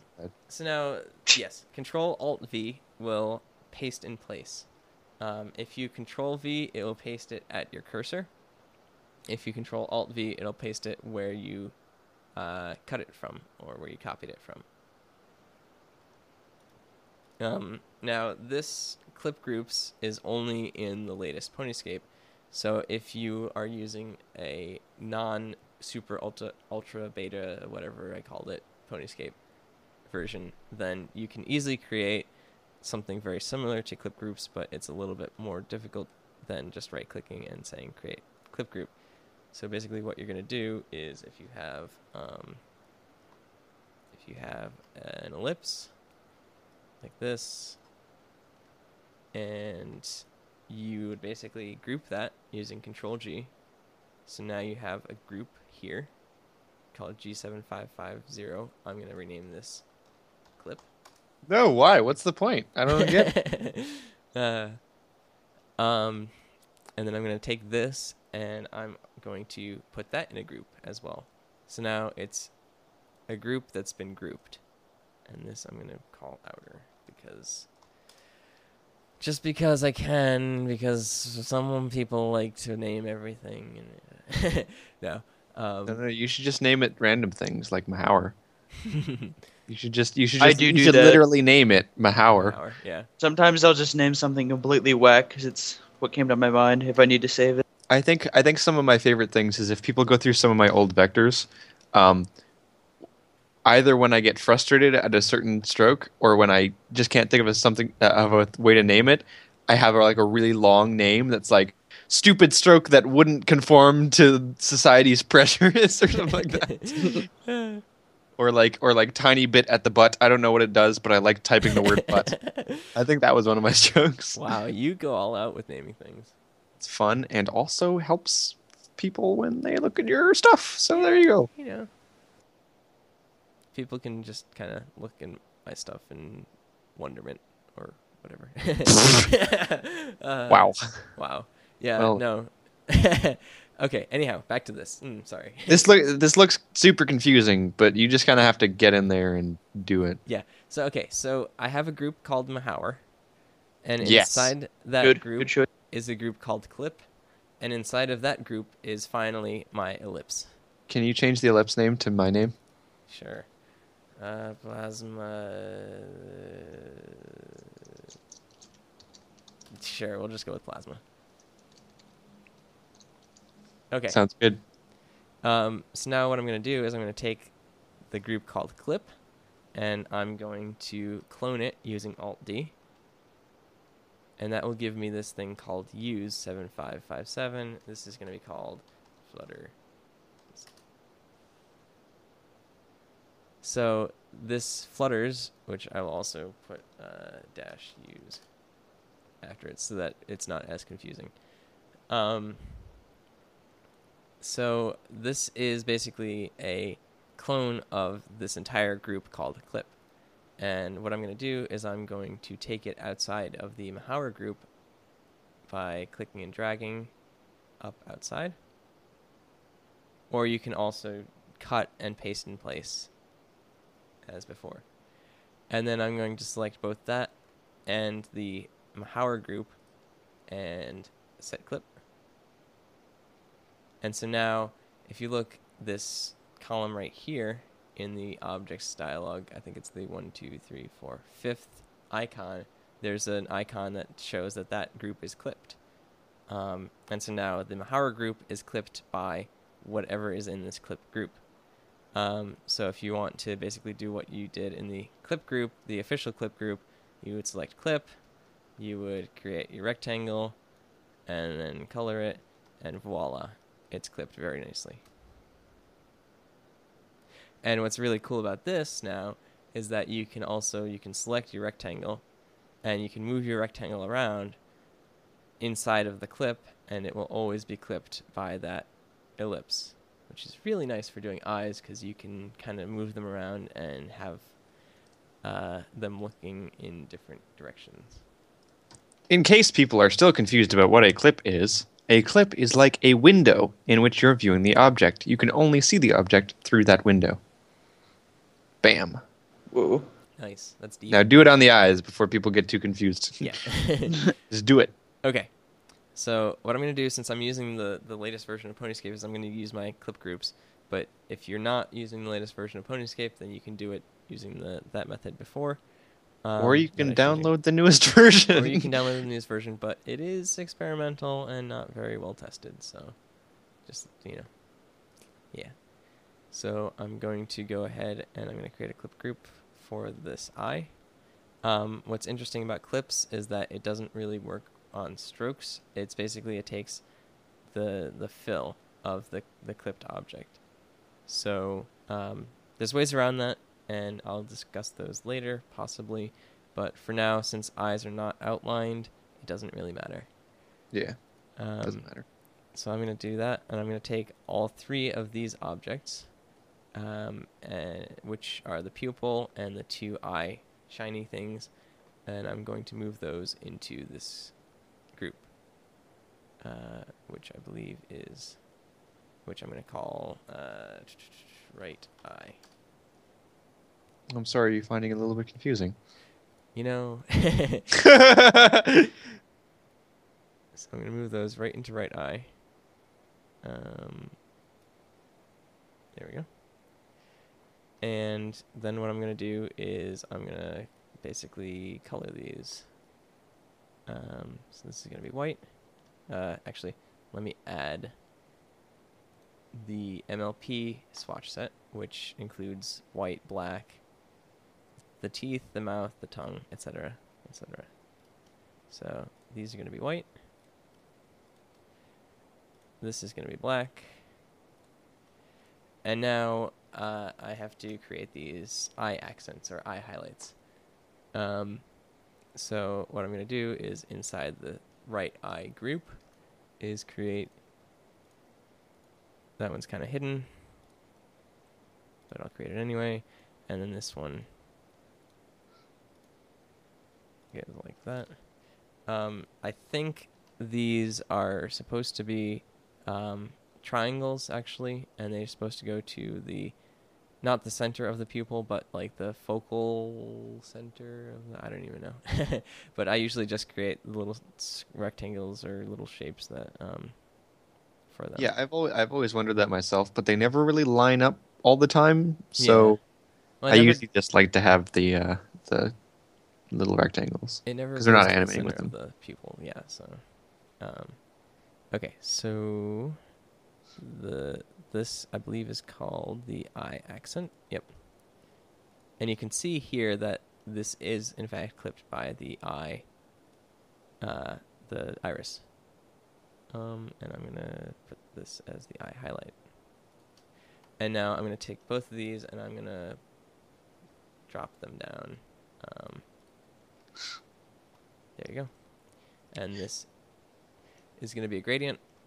So, did you want to say something first? Or I was just going to say the reason why we're using preset colors is that depending on different people's screen settings and the way that online video codecs are handled and things like that, colors can get messed up.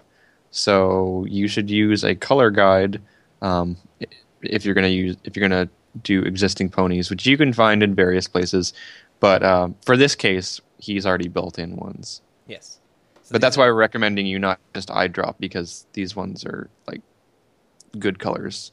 Yep. Confirmed colors, you know? Yeah, these are colors I think taken from the MLP Vector Club and put into swatches by Mahauer. Yeah, to help me out. Was it Hourglass? Hourglass. Yeah. Yeah. Yep. Wait. Or was it Killigouge? I can't remember. Yes. That's not an answer. One of the two of them helped out on the project, and it was a lot of. It was amazing that they could do that. Whoever it was. One of you two, you know who you are. Okay, so I'm going to go ahead, and then I'm going to select the ellipse that is the actual iris, and now I'm going to create a gradient. Because if you look at Pony's eyes, it goes from dark to lighter from the top to the bottom.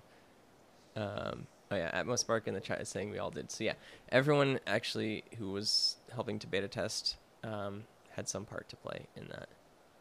So, okay, so I'm going to go ahead and go into fill and go into linear gradient mode. And this is going to create a default gradient which goes from black, completely opaque, to black, completely transparent. But we don't want that. We want Rarity's eye colors. So in the swatches, there is an eye gradient dark, and there is an eye gradient light. Right there. And I'm going to get rid of this. Yeah. Light. Okay. I'm also going to get rid of the stroke. So there you go. If you grab the nodes for this little gradient line, you can shift the gradient. So I'm going to shift it so it looks like that. And there's, I don't know, Mahauer, if you do it this way, is I usually just eyeball it with the gradient? Yeah. Because it doesn't go from like the top of the pupil to the bottom of the pupil, and it doesn't go from the top of the iris to the bottom of the iris. It's usually just Yeah, you have to. It's not perfect. It's not a science, so. Yeah. I think my streaming software just kind of like caused a little lock up there, so. But it's all good. Looks fine on my end. But yeah, the eyes in general are by far the most complex part of any pony. Just like in terms of like one piece, when you consider the eye as one whole object, it's the most complex part. Yes. It takes me, if let's say, I think my fastest time for making a pony was half an hour, and off of a trace, and 15 of those minutes were the eyes, and then 15 minutes was for everything else. Yeah. I mean, Ponyscape has a lot of really useful features that help with creating the eyes, like clip groups and stuff like that, but they are still very complicated. And you want them to look right, because that's really where your focus is going to go when you see the piece. Because well, I don't know. Because watch your show, that's why. Yeah. Watch the QDR Crusaders, because you'll find out why. Yeah. If you zoom out, it looks so funny. Because you haven't clipped it within the eyeball yet. Yeah. Okay, so I'm going to do the same thing for this. Create clip group. You do things in a weird order. Normally, when I do this, I create the clip group first. I just mean I usually do everything from one eye and get it all done and looking nice, and then I go on to the next eye. Oh. Yeah, no, I do things in a weird order. Actually, sometimes I'll do that as well.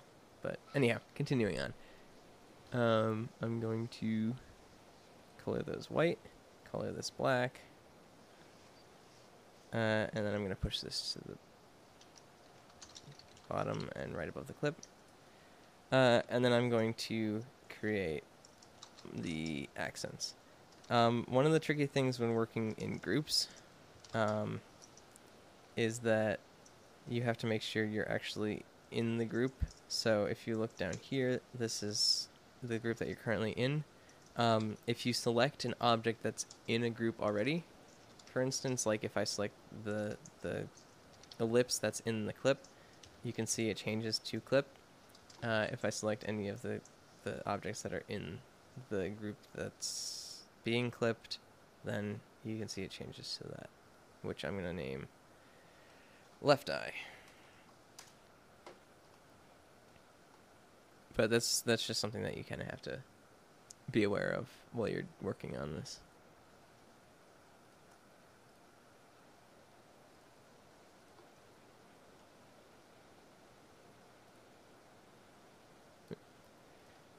And once more, I'm going to create my gradient. But what's nice is that gradients are saved. Like you can use the same gradient between multiple objects. So I'm going to, not stroke, fill, change it to gradient, and select that gradient. And then I can do this, that, and there you go.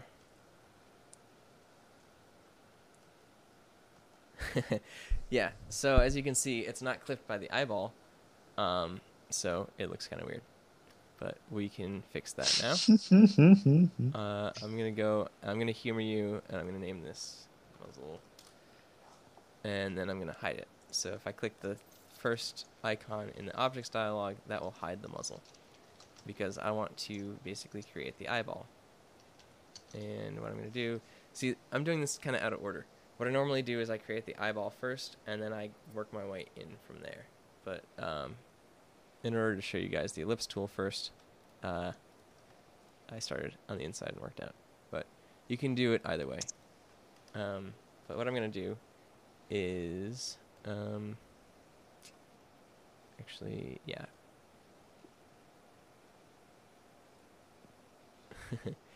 I'm going to go ahead and I'm going to basically...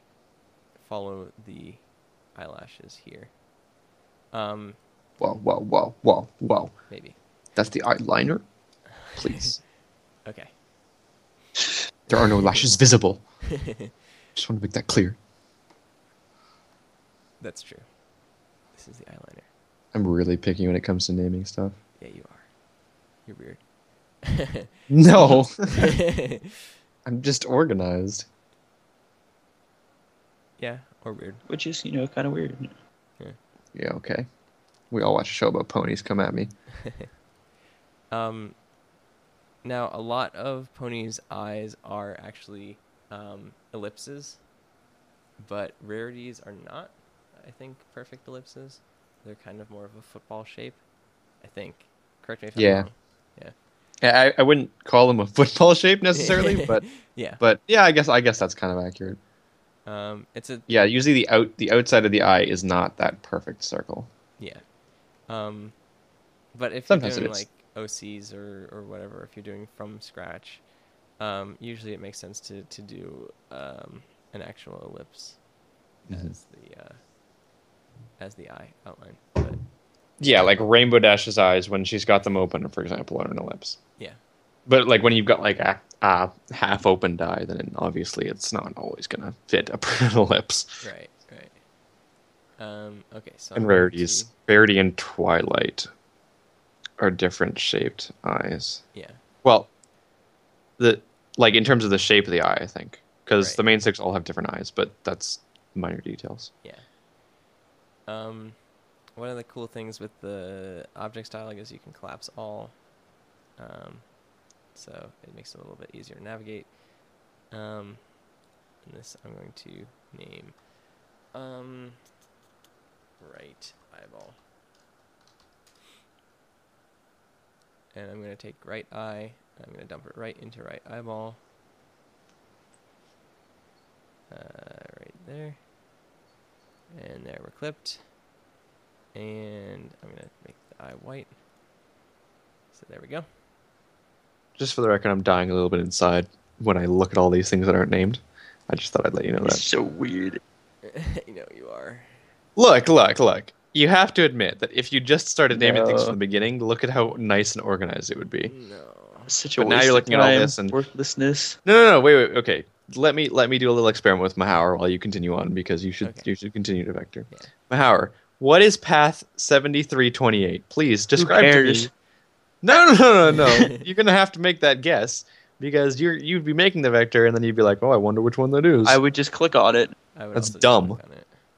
That is extremely dumb. Yeah, it is. Okay, so now you've got 7328 and you figured out that it's a leg, and now you're like, all right, well, I want to put that behind this one, but not behind this one. Then I hit page down.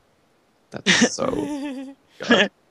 See, I think it goes back to like Inkscape versus Illustrator, because Illustrator's always had the objects dialog, basically, like where you can see all of your different strokes and fills and stuff like that. And Inkscape has not. Inkscape's only had the layer dialog. So you couldn't really name everything else unless you went like thing by thing and like went into the object properties and yada yada yada.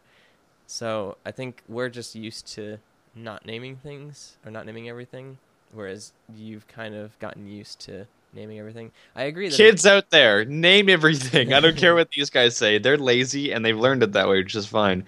You can please name things. But you could be lazy too. No. Shut up. Page down, page up. Who cares what it's called? I'm gonna page your face. No, don't. Please. If you are having anything similar to an aneurysm looking at this objects dialog, then please name your stuff. It'll make things less aneurysm prone. There's a Mahour in here. And if you open it up, I'm inside Mahour. Continuing on. I don't know what I'm talking about. Okay, so let's go ahead and do the eyeliner, which is called eyeliner apparently. What I like to do, if I'm doing like an open eye, or like in this case, because I've already created the shape of the eyeball with a trace, is I'll like to copy the eyeball outline. So I'll copy that, move outside of the groups to go into the layer, and paste it, and then I can create the outline here.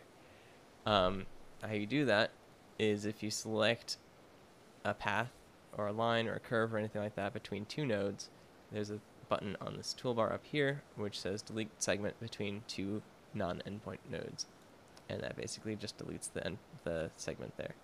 And if we then were to stroke it, you can see, let me give it a weird color. You can see that the stroke only goes there and there. And I'm going to then adjust this out. So eyeliner is usually a bit thicker than outlines. So for this, I'm going to go with maybe not that thicker. 8. Yeah, 8's pretty good.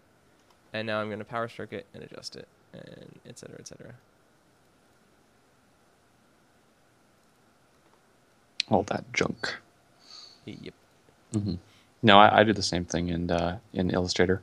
A lot of the eye stuff is kind of along the same lines, so I do the same copy paste thing. Yeah. It's really easy to do it that way. Mm-hmm.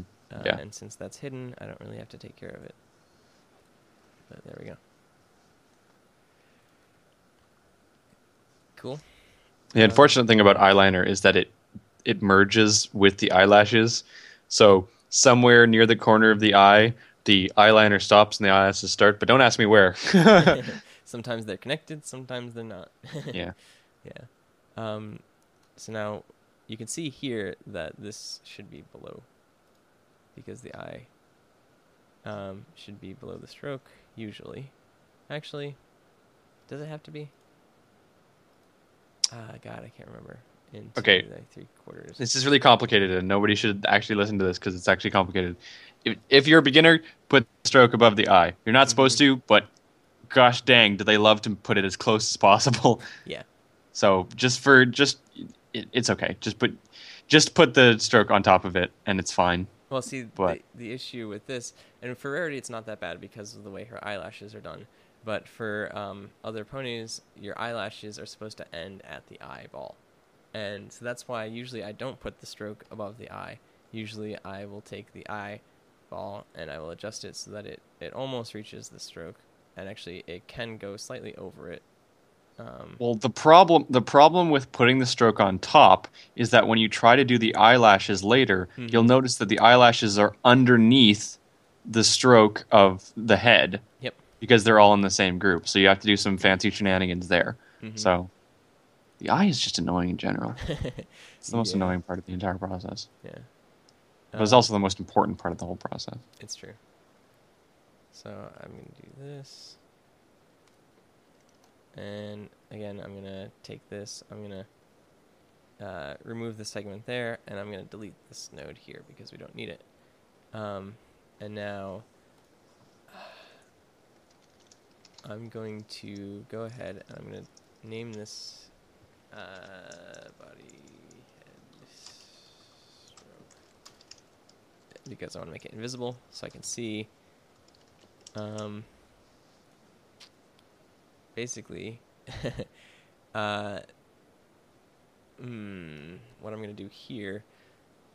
See, there's so many different ways to do this too, and that's the thing is like when you vector, you kind of find your most comfortable ways of doing things, because with this, since it's the eyeliner, it should really drop down and follow the eyeball and then come out to be this last lash. It's the eyelashes are really complicated. Usually what I do is I take the eyeliner that's on the top of the eye and I merge it out into one of the eyelashes. Personally, I do the top one, not the bottom one. But sometimes it doesn't always line up nicely and you have to do some fancy work. And then I just add, like you're doing there, I just add the extra ones on later and hide them. Yeah, that's normally what I do. Yep. So we're getting up on 2 hours and 10 minutes or so of streaming. Oh, really? So what I'm suggesting is after you finish some of this stuff, why don't you show them one of your more recent whatever your most recent vector trace is, and then you can show them some of the stuff behind the scenes of what it's going to look like for a finished product. Okay, that sounds good. And then that'll be a nice way to wrap it up. And then I will most likely finish this vector either in a stream still, but probably not on YouTube. And yeah, then I'll probably post it to DeviantArt. So do you want to just do that now? Yeah, let me just do that now. So I've saved this vector. I'm going to close it, and I'm going to pull up, When was your last vector trace? I don't know. It's been a while, hasn't it? Trace was, yeah. Let me take a look. While you're looking for that, Yeah. the importance, I think it's important to let people know that tracing is a good thing. In most artistic senses, you'll hear the word trace, and it's like a swear word. But when it comes to vectoring, tracing is okay. Stigma to it. Because tracing serves a certain purpose for MLP. But also tracing is a good way to learn because you're not stealing other people's art necessarily, you know? It's all out there, and the whole vectoring process is Frankensteining and recreating, you know? So tracing is a wonderful way for you guys to learn how to do all these processes and how to learn these smooth strokes and all these techniques so that you can start making custom things. For example, I started with tracing, and then I started adding stuff. So, for example, if something was cut off, like those hooves at the bottom, I would continue with the hooves. And then I'd be like, oh, I know how to do that. So I'd complete. I would, quote-unquote, complete the shot. And then I had gotten, like, requests for OCs. So then I would trace the body pose and then create the hair from scratch. And then move on from there. And then I eventually went until up to a point where I can, almost make a pony by itself. Yeah. Without any tracing at all. And then somewhere in there is Frankensteining, but that's a whole other thing. But it's not a bad thing. So don't be afraid to trace, and you should be for the first couple of months or first 10 or so. You should be tracing until you feel you're super comfortable tracing. Yep. And until you can do a trace for an hour. I don't think because that's you custom. could push yourself out of it if you wanted to, though. Like when I started vectoring, it was with the goal of being able to make whatever I wanted. Even like I remember, like if you know who Zoo the Skunk is, he makes custom stuff all the time. And I was just looking at my notes like 2 seconds ago, and one of my first notes to him is like, "How do you make a custom vector?" And he was like, "Custom vector, blah blah blah." I like if I wanted to make a vector from scratch, I wouldn't be able to do it because I'm not good enough. And right now he's doing that like every day. Yeah. Yeah. It's just practice. Yeah. It really Yeah, is just so practice. if you go into it with a goal and keep pushing yourself, like start out doing show traces and then maybe do some sketches and then do some completions, take a pony, turn it into a different pony, just like keep pushing yourself and don't stop. Like don't just fall into a never-ending trace unless that's what you want to do. Yeah. Because you could, it doesn't really matter because these all get used as resources. Like that's like the main goal of like beginners like tracing things is so you can be like, hey, take this, make a wallpaper out of it, use it in a comic, like used in a video, that kind of thing. Yeah. They get used all the time. Yeah, but don't feel a stigma for it. Don't feel stigma towards tracing because it's okay and it's you learning and it's something completely different from other artists, regardless of people's stupid comments. Exactly. Tracing is definitely one of the best ways to start out with art because like if you start with digital painting and stuff, there's no really beginner for digital painting. Like you have to be all in and you just have to keep practicing it. Whereas with vectors, there's certain stages and certain steps that you can do to kind of get yourself better. It makes the learning curve so much easier. Okay, so this was, I think, this was a vector trace of Applejack, and I'm gonna go ahead and I am going to pull all of these over onto my second monitor so that you can just see. Basically, all of these strokes that end in a point are tapered down, and you can see that all of my fills are actually these fill between strokes. You can, using fill between strokes, just or you can create an entire vector using just fill between strokes. You don't have to create a vector using any fills, like self-defined fills whatsoever, which is really nice because one of the things that using self-defined fills gets you in trouble with is that you can have fill issues or fill errors. And what that means is like if you have, for instance, if you have this little triangle, let me beef that up a little bit, and then you create a fill, which is like this. But you're like not quite on the mark. Yeah, if you're off a little bit, it'll be a tiny difference, and like when you zoom out, you wouldn't notice it, but when you zoom in, suddenly there's a gap. Yeah, so you can see here there's like a little bit of gap when it should really be like that. But then if you, and that's not on purpose. We all make those mistakes. And it also if you like have to adjust something later on, you might not adjust the that's the most common. Like if you have it like that where they're two separate objects, sometimes you'll move the stroke, even just tiny little adjustment, and then you'll forget to move the fill, and then fill error. Yep. Show them the neon green background thing. Do you know what I'm talking about? Hold on. Whoa. What just happened there? That was an issue. Everything. If you want to check for fill errors, you just crashed. A little bit. You can put like a giant neon green, like the most eye-hurting green you can get, or just any color, and see if it bleeds through anywhere. Oh, hold on. So this is all layered.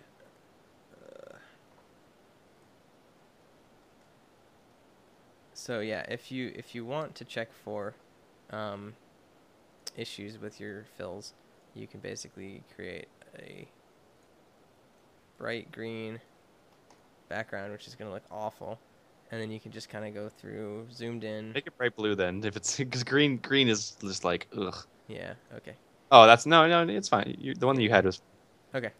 But yeah, if you zoom in, you can kind of check for fill errors and stuff. But using fill between strokes or fill between many is really useful in that you don't have it's a lot more difficult to get a fill error because whenever you adjust your strokes, the fills adjust with it. So the only issue that you could have potentially is that if you have two places where fills meet up with each other, you could end up like getting a little bit of a clash there. It's one of the things that as an Illustrator user I'm jealous about, the fill between strokes things. Mm-hmm. That's a really awesome feature. I have to do the manual fills thing, and it gives me fill errors all the time. Yeah. So in this vector, you can see like how the hair was done as two pieces. Things were tapered down wherever it ended visibly, and the eyeball is done. I don't know if this was using a clip group. I don't think so. No, it was not.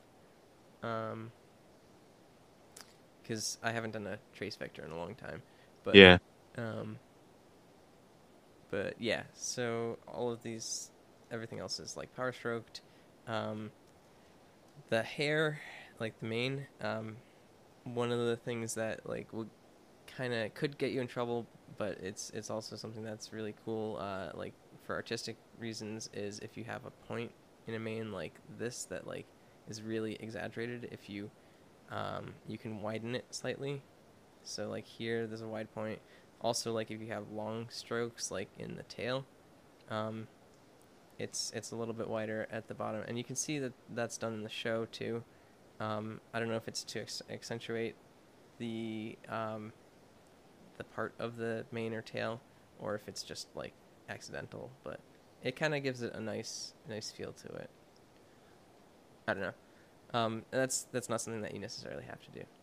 Yeah, the most important thing I find, like when you're talking about width of a stroke, a lot of times the widths of my strokes are a little bit different, just like minor differences. But I think the important thing is to just make sure it's smooth and it makes sense, and that it's not any abrupt changes unless you absolutely have to.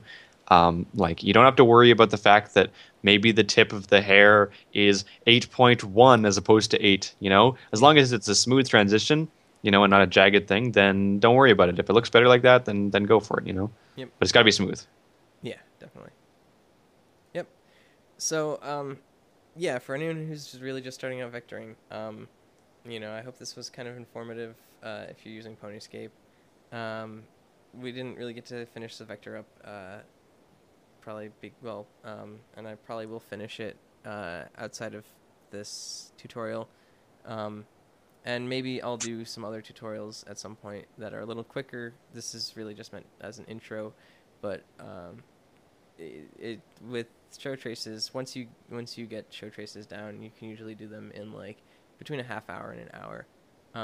So maybe I'll just go through and do a show trace without any like explaining of what's going on. So if people just want to kind of watch and get a feel for what I'm doing with my vectors, so that you can learn some things from that instead of just listening to me talking, or us talking rather, then maybe that would work. So that'll be a little bit quicker and whatnot. It just takes practice, but the nice thing about vectors is that you can get a decent product with extra time. A lot of times with like digital drawing, sometimes you can get like a not good product until you practice like 50 times or 100 times. The nice thing about a vector is that if you're a newer person, it just takes longer. Yeah. A lot of my traces when I was first starting would take 3-4 hours, and that's normal. Don't be worried if that's how long it takes you, because that's how it is when you start. And then you just get used to doing stuff more and more. You get more used to the program. You start using keyboard shortcuts, and suddenly your time goes down and down and down until you're making one in like a new record of 30 minutes or something like that. I think that was my fastest. Yeah. So, yeah, it's just attention to detail, and if it takes a long time, it's not a big deal. I started vectoring because I had podcasts that I was listening to that I was like, well, I don't really have anything to do while listening to this podcast, but I want to listen to them. So then I did vectoring because vectoring took a long time, which is interesting. Yeah. I mean, and as you vector, as with anything else, you get better with practice.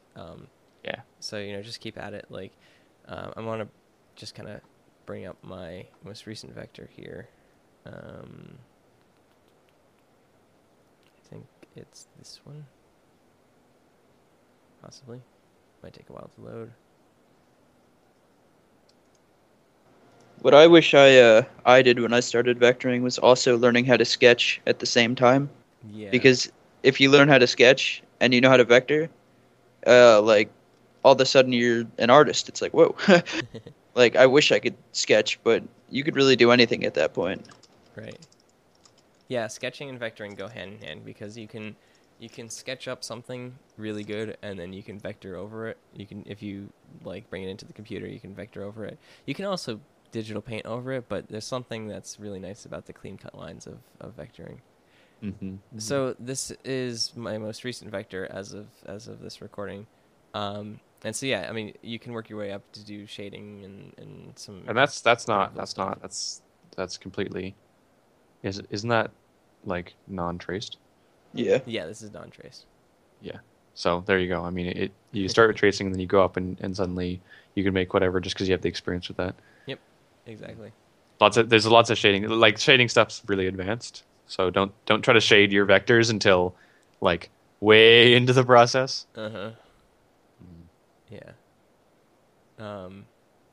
But yeah, I mean, you know, if you're comfortable with vectoring, you know, you can kind of push your limits and stuff. But definitely try and do quite a few show traces if that's what you're into, or if you want to like try a couple of show traces and then maybe do some sketch traces because those are fun.